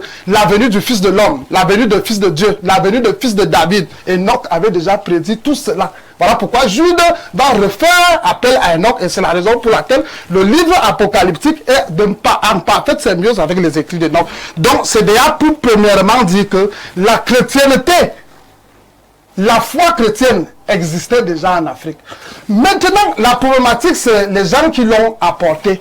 Parce qu'il faudrait que nous sachions que sous l'ère Constantin, c'est-à-dire avant au concile de Nicée, à 350-380, il y a eu des hybridations dans la chrétienté, parce que ce n'était pas ce qui était enseigné selon les enseignements qu'ont laissé le Christ et les apôtres. Andronicus, Pedranicus et Junius, lorsqu'ils sont arrivés à Rome, parce que c'était les apôtres, les élèves ou les disciples de Jean, quand ils sont donc arrivés à Rome, ils ont donc commencé à donner tous les enseignements et manifester la guérison divine, mais plus loin, l'évêque Aristide les a convoqués parce que Constantin était sur le point d'aller en guerre. Et lorsque l'évêque Aristide les a convoqués, ils se sont assis avec Constantin. Constantin leur a dit que j'ai appris que vous avez un Dieu qui est puissant. Est-ce que vous pouvez prier sur mes épées? Est-ce que vous pouvez prier sur ma cuirasse et sur mon bouclier afin que je sois vainqueur? C'est donc à partir de là qu'il les officialise que désormais, si je suis vainqueur de cette guerre, alors je vais officialiser la chrétienté. Alors il y a donc eu 2 qualités de chrétienté, pour entrer donc dans ton sujet. Il y a eu deux qualités de chrétienté. Il y avait, si vous permettez le terme, la vraie vigne, et il y avait ce qu'on appelait la fausse vigne. Il y avait une chrétienté qui était en parfaite synergie avec les têtes d'Europe, et qui est devenu aujourd'hui le Vatican. Et il y avait les chrétiens démunis, pauvres, misérables, et qui se retrouvaient dans des dolmens, qui se retrouvaient dans des stèles, et qui se retrouvaient dans des petites, si vous permettez, des catacombes, et ainsi de suite. Il y en avait 2 qualités de chrétiens, parce qu'il faudrait que les gens comprennent. Alors maintenant, la chrétienté qui a amené la destruction, qui a amené la malveillance, qui a amené la déchéance, est la mauvaise. Parce qu'il faudrait que vous le sachiez. Nous, les alchimistes, d'abord, nous avons été combattus. Les frères Rosocroix ont été combattus avant que nous ne venions en Afrique. Les frères Rose-Croix ont été combattus. Les frères alchimistes ont été combattus. Les frères maçons ont été combattus. On a vu par exemple Giordano Bruno qui a été brûlé. Vous voyez ça? Il y a eu par exemple les travaux de Paracels qui ont été refusés dans Liber Paragranomi le dit à la page 291. Plus loin maintenant, on va voir que les travaux même de Kepler, parce qu'à un moment donné, Kepler est allé se réfugier chez l'empereur Rudolf. Et ça, ce n'était pas la fausse chrétienté. Ce n'était pas la vraie chrétienté qui les offensait. C'était la fausse chrétienté. Et il faudrait donc qu'on sache que de toutes ces tendances-là, il y avait donc la tendance qui était éveillée, qui était mystique, qui était initiatique, qui était télestique, à qui on a refusé l'entremise d'enseigner, et à qui on a refusé à un certain moment d'atteindre certains de nos terres. Alors la chrétienté donc qui a la destruction de tous ces éléments, c'est le système despotique catholique, qui première des choses a empêché les travaux scientifiques, parce que je suis allé avec vous plus loin. Donc là c'est la mauvaise chrétienté. C'est la mauvaise chrétienté parce qu'elle a été hybridée.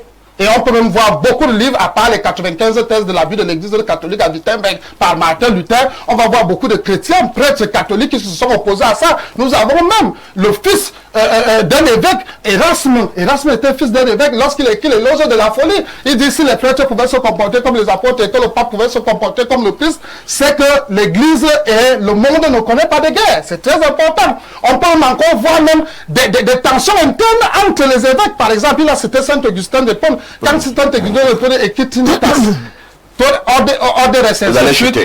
il voulait ramener en ordre ce que le Christ avait enseigné. Donc c'est pour dire la chrétienté que nous avons reçue, qui aujourd'hui a fait la chute de l'Afrique, est celle-là qui n'a pas respecté les enseignements pristines, initiatiques, qui sont à caractère christique. Est-ce que nous sommes d'accord? Parce que plus on va monter, quand on va voir le deuxième. Est-ce qu'il faudrait donc comprendre que, parce que vous nous amenez sur notre terrain là, qu'il faut chercher maintenant pour nous les Africains la vraie chrétienté? La vraie chrétienté, c'est la fausse qui a enseigné jusque-là. Vous allez d'abord constater que, monsieur Parfait, ici j'ai remarqué, vous avez un très beau vêtement là. Merci. C'est original, c'est authentique. Tout à fait. Mais pour produire le faux de ça, c'est facile à l'avoir. Est-ce que nous sommes d'accord? Si vous sortez là maintenant pour avoir les faux iPhones, c'est facile à en avoir. Ce qui est plus propagande, ce qui est plus vu, ce qui a plus d'amplitude, c'est ce qui est faux. Est-ce que nous sommes d'accord? Donc, c'est pour donc dire que la chrétienté que nous avons eue, vous voyez ça? C'est une chrétienté hybride. C'est une chrétienté fausse qui fait aujourd'hui que même certains savants, certains sachants aujourd'hui, commencent à croire que c'est l'origine de la chrétienté qui est comme ça. Parce que moi, je vais plus loin avec vous avant Enoch, parce que Enoch est avant l'ère égyptienne. Il faudrait que nous situions les choses. Alain, donc, au moment où nous parlons de cette foi, au moment où nous parlons de l'apport du blanc, concernant justement de la foi en Afrique, au moment où nous voulons savoir si, en ce moment, nous utilisons la vraie chrétienté, vous vous situez à quel niveau? Hébreux chapitre 11, verset 1. Or, la foi, c'est la ferme assurance des choses qu'on espère. Ferme assurance des choses qu'on espère. On ne s'arrête pas là. La démonstration de celles qu'on ne voit pas.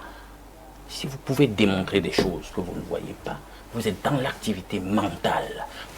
Qu'on parle de démonstration, on est un cran, deux crans, voire plus au-dessus de la monstration. C'est l'intellect qui est interpellé. Bien, on a parlé tout à l'heure de lumière. On dit, la Bible dit, la lumière est venue dans le monde et a séjourné parmi les siens qui ne l'ont pas accepté sa séjour. Parlons du Christ allégoriquement. On a parlé dans la Genèse de la lumière. Au commencement, la terre était informe et vide, était un chaos. Puis Dieu dit que la lumière soit. C'est l'invite à la lumière. Et la lumière fut. Voilà, c'est l'invite à la lumière dans cet écosystème-là. Ça ne veut pas dire que la lumière ne préexistait pas, puisqu'en réalité, Dieu lui-même dit de lui dans la Bible qu'il est lumière. Et il dit qu'il a même en partage la lumière en question avec ses suiveurs, ses disciples. Vous êtes la lumière du monde. Il faut qu'on soit clair là-dessus. Et maintenant, vous ne pouvez pas avoir, dans la perspective biblique, une conception totalement physique de Dieu en tant que lumière. Sinon, je serais tenté de croire que le phénomène stroboscopique qui nous permet d'avoir cette lumière blanche dans le studio, c'est Dieu. Non, on ne va pas arriver là, les amis. Non, absolument pas. Quand on parle de Dieu en tant qu'être, Mais justement, qu'est-ce qui fait l'être? C'est un ensemble d'éléments de l'immatérialité, au-delà même de notre corps physique. Tous ces éléments du corps subtil qui font de nous l'être. On nous dit donc, la racine pour être, le verbe en araméen dans la Bible, c'est aya. Et Dieu, justement, s'identifie comme étant l'être. Eye, Hachet, Eye, c'est l'expression araméenne où il dit « je suis parce que je suis. Je suis que je suis. Je suis qui je suis. » L'être. C'est pour cela qu'on conclut donc qu'il est l'être suprême. L'être au-dessus de tous les autres êtres que nous sommes. En réalité, en nous créant, il nous a transmis de l'être. Maintenant, j'en viens. Beaucoup de choses intéressantes ont été dites au sujet des Blancs. Bon, ma position est claire. Les Blancs ont joué un rôle mitigé. Ils ont politisé une foi initiale qui n'avait pas de prétention géopolitique, politique, séculière. Ils l'ont prostituée majoritairement. Quand vous lisez la Bible, épître de Paul aux Romains, épître, deuxième épître, première épître de Paul aux Corinthiens, etc. C'est des cités européennes. En fait, c'est une terre qui a aussi un espace géographique, l'Europe, puisque c'était ça le vieux continent, c'est l'espace pivotal du monde dit blanc, disons ça comme ça. Donc, eux-mêmes ont été évangélisés. Le message, la primeur du message a été apportée par des membres de l'église primitive, par les apôtres. On sait que Paul finalement finit à Rome, n'est-ce pas? Tout à fait. Eux-mêmes ont été évangélisés, ils se sont appropriés le message et ils l'ont dénaturé par la suite parce qu'il y a une tendance pernicieuse à la politisation de tout. C'est-à-dire qu'on a finalement utilisé une foi, on l'a dénaturée et on l'a utilisé finalement comme instrument d'aliénation et de servage de masse. Mais est-ce que foncièrement, c'est la foi qui est à remettre en question? Elle ne souffre de rien. Le problème, c'est la prostitution que certains ont fait de la foi initiale. C'est en ce sens donc que je suis d'accord avec tout ce qui a été dit sur le plateau au sujet de cette dichotomie qu'il faut faire entre la foi primitive, apostolique, authentique, que certains se battent à préserver jusqu'à aujourd'hui, et cette foi impériale. Il faut l'appeler comme ça, impérialiste, politique. Je l'ai toujours dit, que lorsque vous utilisez, vous êtes partie prenante dans la religion dénominationnelle, vous êtes en réalité dans la religion politique, la religion de l'Empire. Et ça, tous les canons et les standards, la trame sur laquelle repose la religion en question, elle est antichristique, anti-biblique, anti-apostolique. Tout à fait. Elle botte en touche tout l'héritage sacré de la foi initiale authentique. Aujourd'hui, on va chuter. Parfait. Oui. La foi, on vous dit, ben écoutez, Dieu n'habite pas de demeure faite de main d'homme. On te dit qu'il habite au... Mais on te dit que, bah, écoute, on construit des cathédrales avec des coups de milliards pour amener dans ce luxe des gens totalement paumés. Ah oui. Pourtant, la Bible n'enseigne pas ça. On vous dit que la foi, c'est la congrégation. L'église, c'est la congrégation. C'est les gens. Tel que nous sommes là, en fait, nous formons l'église.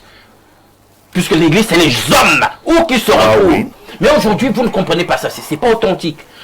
Il y a toute une controverse, par exemple, au sujet du jour solennel de culte, qui est pourtant présent dans le décalogue, par exemple. Mais qu'on a prostitué, dénaturé, on a institué un autre jour, un ersatz, mais tout le monde... C'est pas dimanche? C'est pas dimanche. Bibliquement, dimanche, c'est le premier jour de la semaine.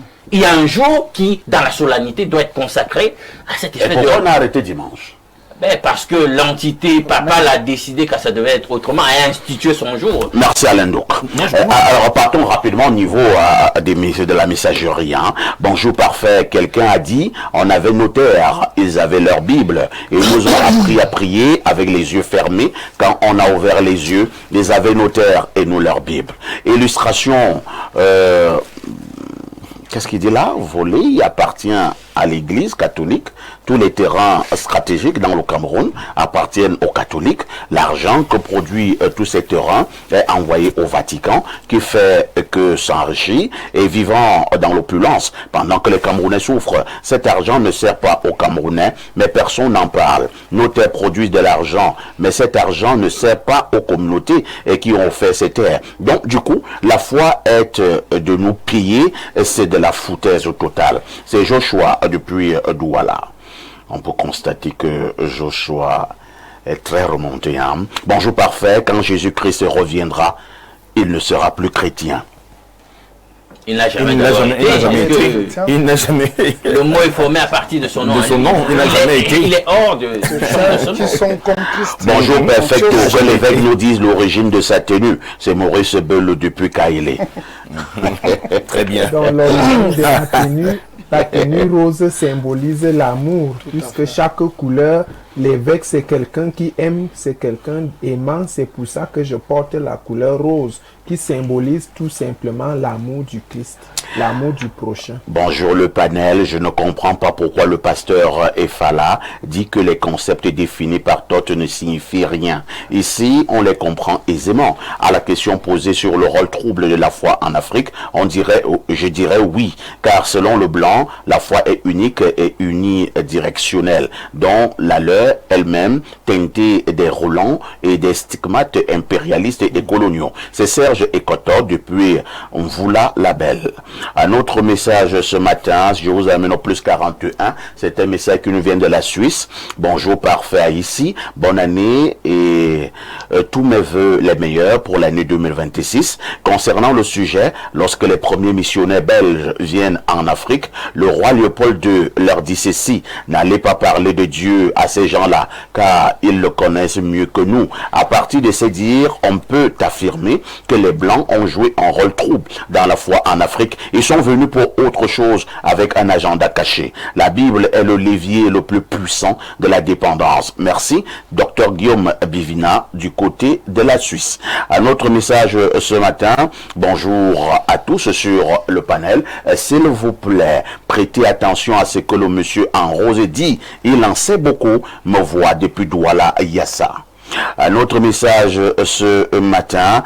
Bonjour perfecto Lunkuta. Moi j'ai juste une question pour les hommes de l'église.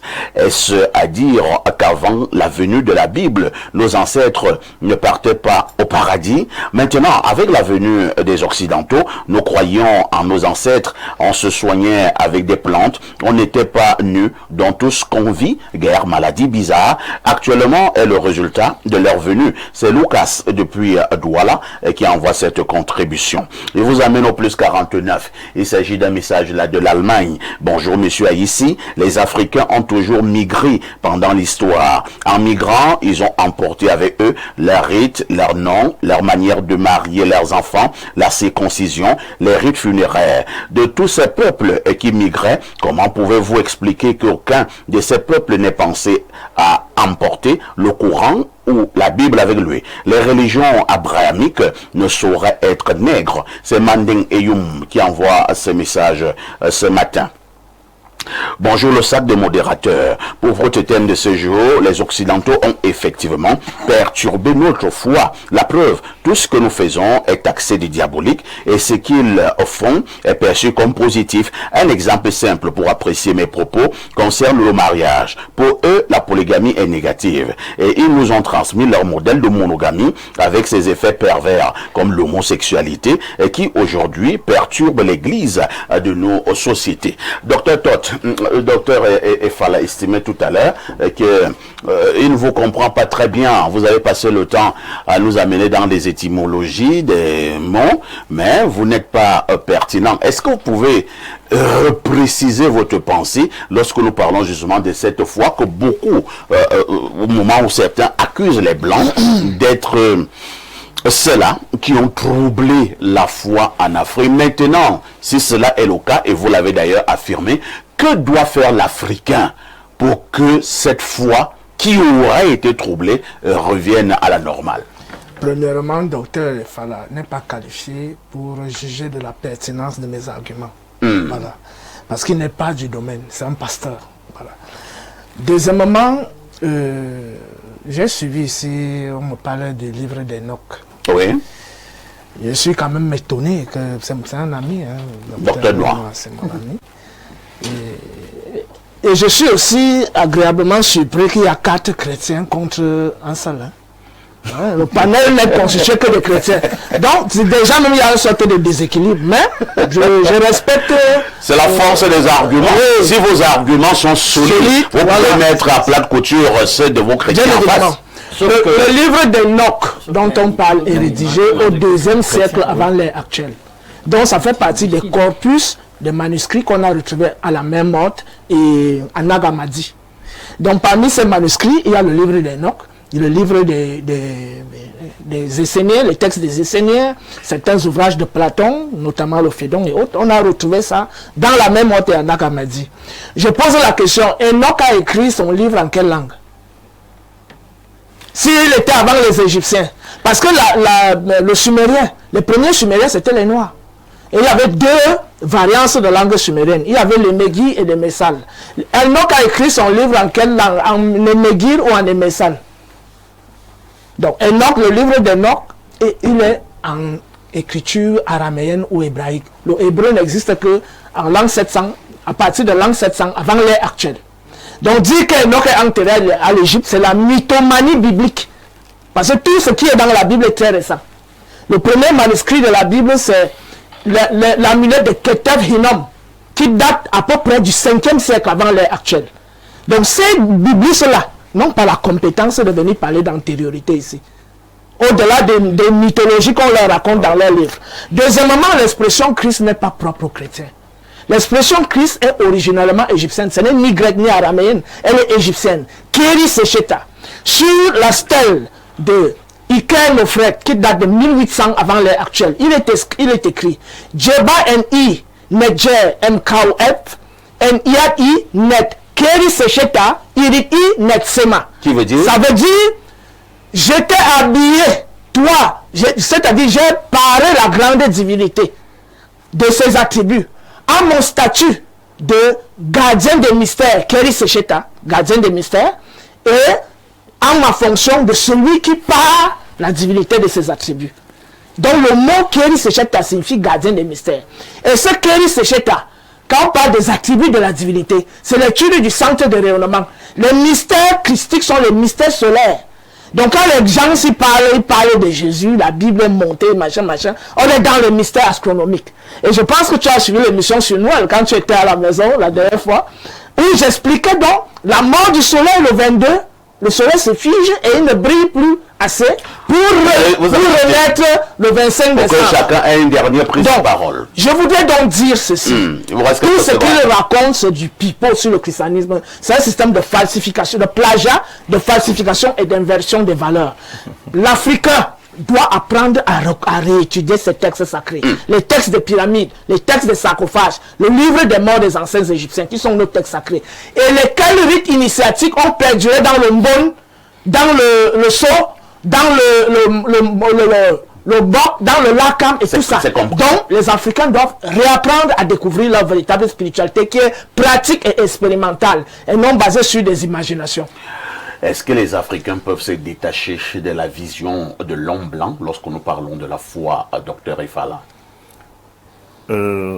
Parfait, c'est vrai que ta question, je la saisis pas très bien parce que lorsqu'on parle de la foi et de la vision... Lorsque nous parlons de la foi, nous avons la nette impression que le blanc a sa manière d'adorer Dieu. Nous parlons là donc de la Bible, nous parlons de l'Église, nous parlons de ces rites qui nous viennent des Blancs. Et pourtant, au niveau de l'Afrique, nous avons notre manière de voir les choses. Là, c'est plus clair. C'est là le problème. Qui a amené la Bible en Afrique? En tout cas, j'aurais mon temps de parole. Est-ce que c'est le noir qui a amené la Bible?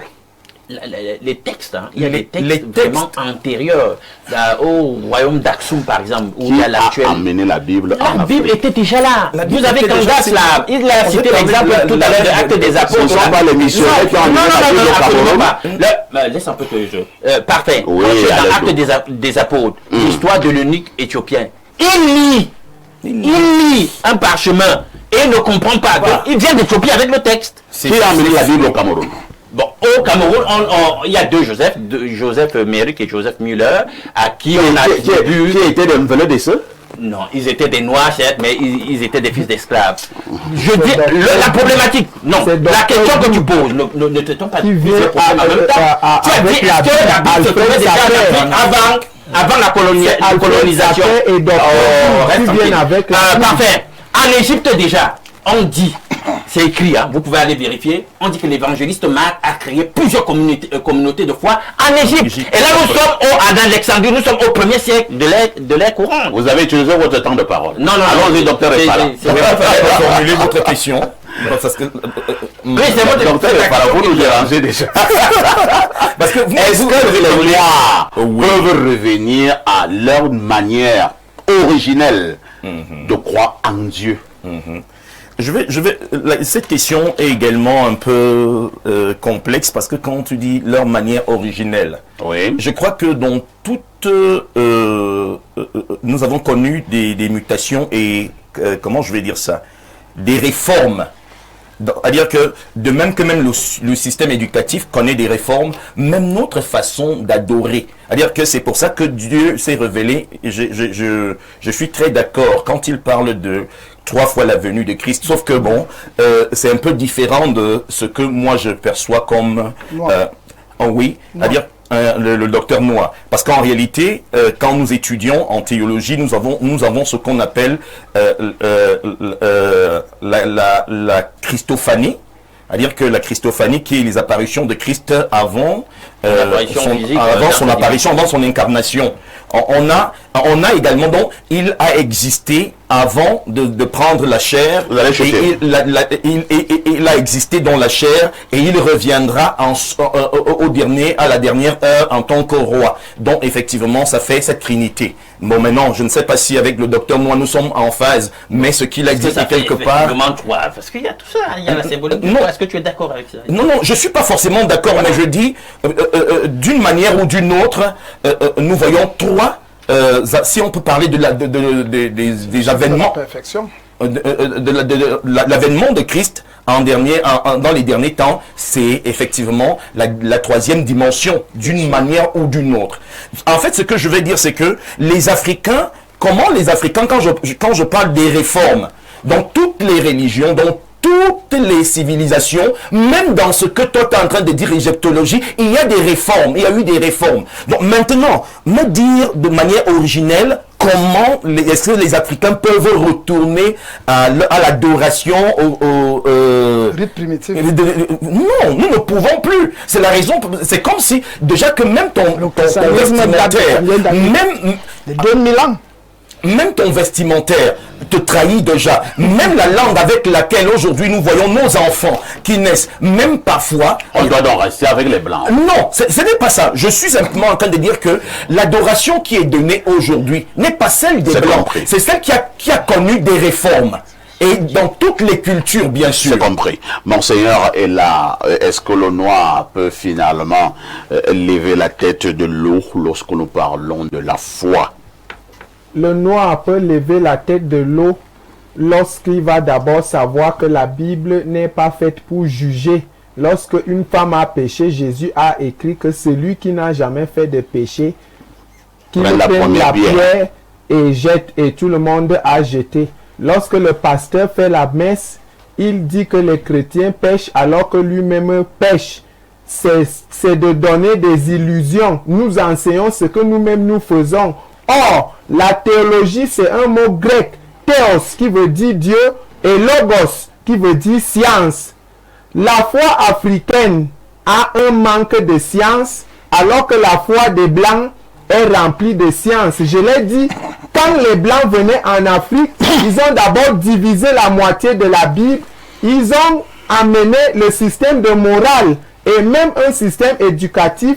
Le système éducatif qu'ils ont amené est beaucoup plus bavard. Pas de laboratoire, pas de démonstration. Ils ont pris les semences de tous nos arbres mystiques et amené chez eux. Alors, quand les pasteurs distribuent l'huile d'olive depuis des siècles que les églises ont fait ici au Cameroun, je veux voyager pour qu'on me montre le champ des huiles d'olive, l'huile d'olive qu'on distribue à l'église. Je veux voir ce champ. Le blanc nous bloque des exploitations des oliviers en Afrique. On nous bloque de produire les arbres auxquels ils sont en train de nous importer leur tradition. Et c'est ça l'aliénation. Le chrétien part à l'église, il contemple la statuette de Marie, il contemple la statuette de Jésus-Christ, rentre avec cette aliénation, sans changement d'esprit. Alors quand ils vont abandonner les constructions des grandes cathédrales de luxe, je reviens à ce que monsieur Alain Duc a dit tout à l'heure. Puisque le fait, ce n'est pas de se focaliser dans des cathédrales de luxe. Où sont les cathédrales de la nature pour que les chrétiens, quand ils viennent, ils voient les arbres qu'on leur donne les huiles. Et ils se ressoucient. Ils n'ont jamais vu l'hysope. Ils n'ont jamais vu les pierres précieuses avec leurs yeux. Et toutes ces illusions, et tant que les peuples vivent dans des illusions, aucun développement ne peut se faire. La Bible est bonne et la parole de Dieu est bonne. Puisque cette Bible, c'est l'égyptologie, c'est même aussi le livre des morts. Comme on appelait le livre des morts en Égypte. Je ne suis pas d'accord. Personne qui est dans la Bible n'est vivant. C'est le livre des morts comme le livre des morts de l'égyptologie. Aucune personne de la Bible n'est vivant. Donc, cette Bible du Vatican, c'est le livre des morts. Tout comme le livre de l'Église. Bonjour, parfait ici. Très bon thème. Lisez tout mon message, s'il vous plaît. Il est vraiment long, hein. Je voudrais, si je peux tout le lire. De prime abord, le blanc n'a rien apporté de constructif à l'Afrique. On passe le temps à prier la lumière. On passe donc le temps à prier la lumière, crier pour aborder nos énergies en tant qu'Africains, dont la spiritualité africaine serait vide et le christianisme est la lumière, n'est-ce pas? Nous n'avons pas besoin de leurs mensonges. Ils ont joué un rôle trouble et malheureusement 90% négatif. Monsieur Haïssi, les caractéristiques du Moyen-Âge sont le féodalisme, la religion, le dogmatisme. Il fallait donc avoir la Renaissance qui est la séparation avec le dogme religieux pour entrer dans la science et la raison. Le message est très long, mais je pense avoir donné l'essentiel. Docteur Noir, selon vous, que voulez-vous que l'on retienne au sortir de ce débat très pertinent, très profond, mais manque de temps? Oui, Boileau dit dans l'art poétique, ce qui se conçoit bien s'énonce bien, les paroles se disent aisément. Je vais aller très vite. Première des choses, je parle avec les données scientifiques. 1958, il y a eu un évangéliste qui a fait de grandes guérisons, qui est reconnu aujourd'hui mondialement et scientifiquement, ça a été prouvé. William Branham a fait tous ses travaux, si on peut filmer, on met dedans. La lumière que vous voyez là, je vais aller rapidement, la lumière que vous voyez, c'est ce qu'on appelle dans les termes bibliques la colonne de feu, ou on peut encore appeler ça la colonne de nuit. Permets-moi, ça m'embête. Permets-moi, on va aller très loin, on va entrer si tu veux. Tu disais que c'était frère. Maintenant, je continue maintenant pour dire une chose, c'est quoi? C'est que lorsque nous parlons... Vous êtes branamiste? Je suis polymorphique, j'entre dans tous les domaines. Dans tous les domaines. Vous êtes branamiste? Je suis dans tous les domaines. Non. Vous êtes branamiste? Vous êtes branamiste? Oui, je tiens, je suis branamiste. Je connais. Il n'y a pas de problème, on va juger si je suis franc-maçon. Si je suis franc-maçon, il n'y a pas de problème. Vous êtes franc-maçon? Je ne suis pas franc-maçon. Alors, tu les as appelés tes frères tout à l'heure. Il n'y a pas de problème, même finalement, vous êtes donc quoi? Je suis chrétien. Maintenant, dans la chrétienté, permets-moi, dans la chrétienté, il y a plusieurs orientations. Il y a les chrétiens méthodistes, il y a les chrétiens pentecôtistes. Alors, on pas de la religion dénominationnelle. Non, je suis allé, j'ai pris l'étymologie avec l'église catholique et ainsi de suite, et leur démarche. Et scientifiquement, cette lumière a été prouvée par John Mary Lacey, le plus grand examinateur de FBI. On ne refuse, même si vous dites... Ok, première question. Il est franc-maçon de quel rite? Première des choses. Qui est son parent? Tu me le donnes. Je veux que tu répondes rapidement. Il faut absolument. Non, il faudrait que tu appartiennes à un rang à la franc-maçonnerie. On va te rater. Lorsque tu dis que quelqu'un est franc-maçon, jamais enterré. Il y a un rang de prouver. Non, ok, il y a un rang. Ok, tu me l'as prouvé. Je répète son franc-maçon. Qui est son parent? Je vais pas préparer ça. Quel est son cercle? Je vais pas préparer ça, mais il était de quel loge? Il était de quel endroit? Ok, maintenant regardons-nous sa vie. Niveau de sainteté, un niveau de vie, guérison divine, manifestation. S'il vous plaît, l'émission est terminée.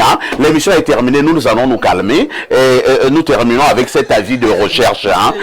Elle s'appelle donc la fillette que vous avez devant là, au niveau de votre écran. Elle s'appelle Mamfui Daphne, 12 ans, élève en classe de 6e au complexe scolaire bilingue d'Abang en Congois. Elle a été enlevée par un inconnu le dimanche 4 janvier 2026 aux environs de 21h au quartier Nkolfon pendant le déroulement du match des 8e de finale de la CAN opposant le Cameroun à l'Afrique du Sud. Toute personne ayant un indice pouvant aider la famille à retrouver est priée de contacter l'un des numéros ci-dessous. Je vous donne donc ces numéros 677 98 36 33 6 91 91 53 23 64, 672 37 94 22, ou encore le 6 95 03 07 29, ou enfin le 6 79 27 81 83. Je rappelle donc que c'est une fillette donc de 12 ans. Elle s'appelle Mamfoui Daphné. S'il vous plaît, si vous la retrouvez, bien vouloir appeler ces numéros ou alors vous rapprocher de votre chaîne de télévision Info TV. Et lorsque nous avons dit cela, nous disons tout simplement, non, il n'y a plus de secondes. Nous disons simplement merci à tout le monde. La rediffusion de ce programme, c'est tous les soirs à partir de 22h30. Avec tout ceci, que faites-vous encore ailleurs?